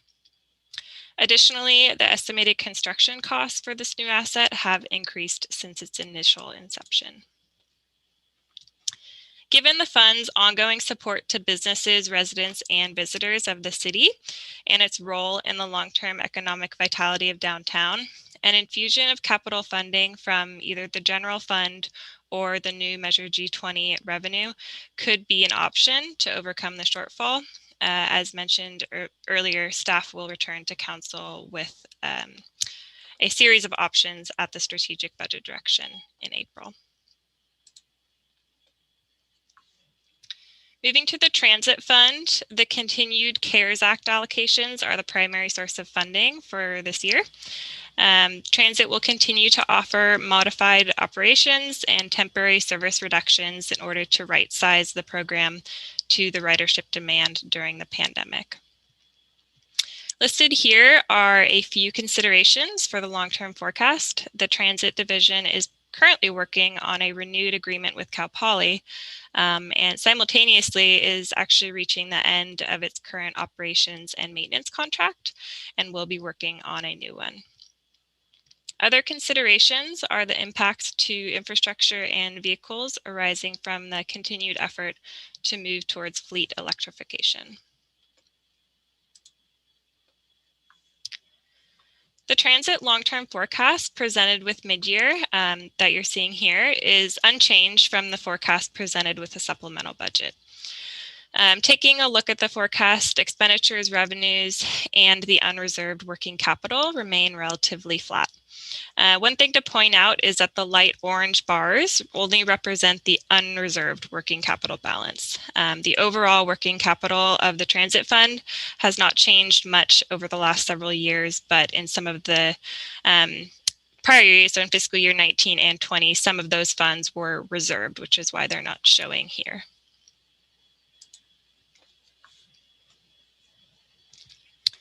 The city's financial plan framework includes interim reporting out to council on the status of departmental performance measures and overall program status. The city has 72 operating programs, and as part of mid-year, they were each evaluated and categorized as green, yellow, or red. This year has been unique because many, if not all of the programs have been modified due to COVID. For some, this has meant reallocating resources or putting normal program objectives aside in order to address the health crisis. There are some common themes across all departments, one of which includes a reduction in education and training opportunities for employees, simply due to the COVID travel restrictions and the cancellation of conferences and classes. Overall, the departments have remained very flexible and have made many accomplishments despite the setbacks. As Derek mentioned, there are a few repetitive trends that have been seen through these interim check-ins. These include the need for ongoing city attorney resources, motion-related resources, and development review-related resources. While these needs were addressed with the financial plan and aided with the use of one-time funding, it is clear that some of these needs will need to be addressed on a longer-term basis. Staff is working on some recommendations for council and will present those at strategic budget direction as well in April. The fourth recommendation on the item tonight is to request to adopt a full-time position to provide public information and communications. This request comes from the increased demand for meaningful communication, in addition to a cost-benefit analysis that was done just analyzing the cost of outsourcing this workload versus having a position dedicated towards the role internally. The city has a current budget of about $120,000 for its communication contract services. The cost of an internal resource would be about the same amount, so $119,000 annually, and would bring along additional benefits of being inside of the organization. There's no fiscal impact for this request in the current year, and the ongoing costs will be largely offset by the reduction in the contract services need.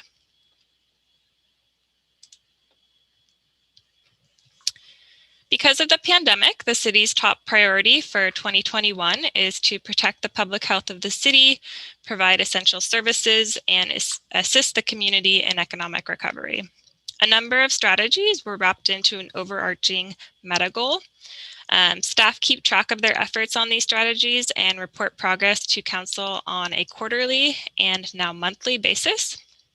While a lot of the work that the city puts towards economic recovery is hard to quantify, these updates do give good magnitude to to the work that's being done. So as of December, well over $1 million and thousands of hours have been allocated towards the meta goal. At this point, I will hand the presentation back over to your city manager, Derek Johnson. Great. Thank you, Ms. Arnett. And just to wrap up the presentation, so where do we go from here? We've got time set aside on Saturday for our workshop. My recommendation is that we continue to focus on that strategic goal setting and in alignment with the financial planning. So we wanted to highlight in great detail the big picture of our path forward and our financial resources. We will, many of you have asked about the meta goal and how that will be wrapped in, and look forward to discussing those issues on Saturday. The 21 to 23 financial plan is really the bridge to the new normal. And I call this the new normal because if you recall, after the Great Recession, it was the new normal. And I'm not quite sure we really fully adapted to that new normal because as you know, cities, our revenues are largely sometimes lagging in terms of the rest of the economy. And so we were just getting up to speed and really feeling and getting our oats when the pandemic hit. So as we think about this bridge to the new, I just want to remind the council of that. Obviously, we need to stay the course with the realistic outlook. And I do believe that discipline and focus will be our friend as part of the financial plan for the future. And thank you for giving us the opportunity to present this information tonight. I know there's a lot of it. And with that, we'll just conclude with the recommendations that started the presentation. We're available for any questions. Thank you so much, Derek. And thank you to everyone and all the hard work that goes into all of this. And I'm looking forward to the conversation on Saturday. I am not seeing any hands from my colleagues. City Clerk, are there any public speakers on this item? See Erica's hand up. Vice Mayor Stewart? Thank you.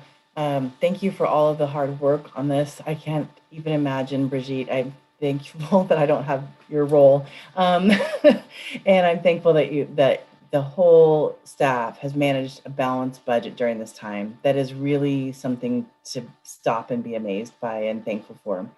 I'm also really excited about the communications coordinator. I think that will be really helpful for our community. As you mentioned earlier, we are a community that wants to be highly involved, and I think that's fantastic. And yet it does take a lot more time. So thanks for bringing that position to fruition. So thank you. Yes, cheers to that. Really excited for that. Councilmember Marks? Yes, I just want to say that Councilmember Stewart stole my lines. I think this is a marvelous outcome at this point, and it's wonderful to see the facts rising to this level, so that the community and the council and city staff are all informed, and we can go into the goal setting conference with our eyes open about the reality, the financial reality that's here. When the moment is appropriate, I would like to move the staff recommendation. Wonderful. Thank you, Councilmember Marks. I'll second. City Clerk? Any public comment? Oh, is there? No, I thought she just already said that there wasn't any, right? Or is there? Teresa, you said no, right? That's correct. Okay, sorry. Councilmember Marks? Yes. Councilmember Christensen? Yes. Councilmember Pease? Yes. Vice Mayor Stewart? Yes. Mayor Harmon? Yes, and with that, it passes 5-0. And we look forward to seeing, well, each other, and the community is invited also on Saturday. If you want to spend your entire Saturday talking about this and really getting down into it, that is an option for you. All right, then with that, we will move on to council communications and liaison reports. Councilmember Marks. Yes, this is a kind of a combination of both. I wanted to ask my fellow council members to agree to put updating our social media policy on the agenda when we consider amendments to our council policies and procedures that right now is scheduled for April. So my belief that this agenda item is necessary has been prompted by at least 3 different situations. The first one is elected officials making discriminatory remarks in social media. So when I was running for office, there were many different people who were very concerned about comments that had been made by elected officials, as reported in the paper. And then shortly after I was elected, I was struck by the words of Aman Asfa, the DEI task force chair, in the newspaper, commenting on the reportedly racist, homophobic, anti-immigrant, and sexist social media posts of Peter Sazak, who was then president of the Cuesta College Board of Trustees. Aman was reported in the paper again as saying that Cuesta really needed to update its social media policy. And so that made me really curious about our city's social media policy as it applies to elected officials. So I was surprised to find no guidance in our council policies and procedures. So I agree with Mr. Asfa that our social media policy needs to be updated to deal with the specter of discriminatory comments by elected officials in the media, either on the far right or the far left or anything in between. So that's the first concern. And the second one is I'm concerned that at times elected officials are not clearly stating whether comments represent the official city position or a personal viewpoint. And so I really believe we need the support of firm policies regulating our use of the media, including social media, so that when we make statements in the name of our roles as elected officials, if we are not clearly expressing city policy, there's a danger that the public may believe that we're communicating officials' policies, information, or events of the city. And if there's mixing up personal political beliefs and city policy, there's confusion and concern and a lack of trust on the part of the community. So conflating these two roles. Councilmember Marks, I'm sorry to interrupt, but I do want to caution the council about getting into too much substantive debate or conveyance of opinion to your colleagues without an agendized item. Okay, then I will skip to the next one. The third concern that I have is that elected officials, and this is my council liaison report, last week I zoomed in on the League of California Cities annual conference session on elected officials on the update of the Brown Act AB 922 regulating our use of social media. And I will not go into great detail with it, but basically the state has now starting to regulate the conduct of elected officials on social media. So given those concerns, I would like to ask if my fellow council members would be willing to add updating our social media policy to our update of the council policies and procedures when we look at that. I think in April, but it might be another date. So, Vice Mayor Stewart. You have me at hello, so yes. Hello, so yes. Okay.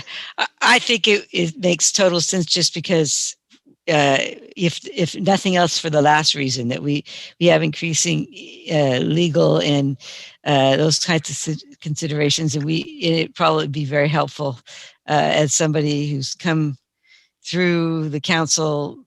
You're the same, where you didn't have to even think about this, and now it's ubiquitous. It would probably be good going forward to start talking about some kind of guidance. So that seems reasonable to me. It just seems like a totally practical thing to be doing.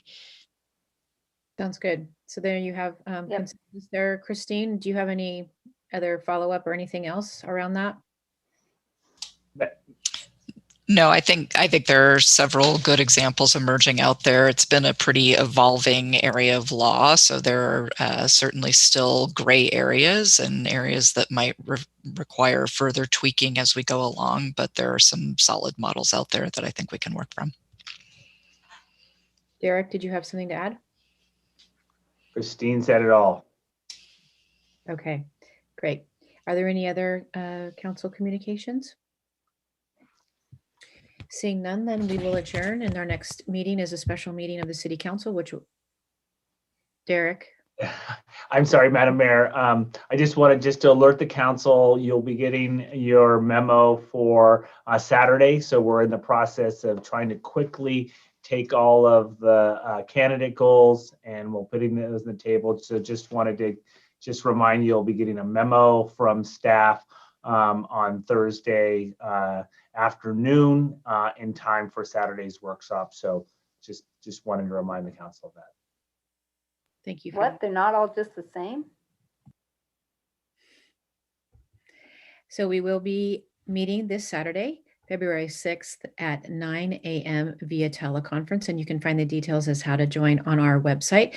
And then the next regular meeting of the City Council will be held on Tuesday, February 16th at 6 o'clock, again via teleconference. Thank you, everyone. Stay well. See you Saturday. Thank you. Thanks all. Thank Good work you. tonight. Good night. Good job, staff.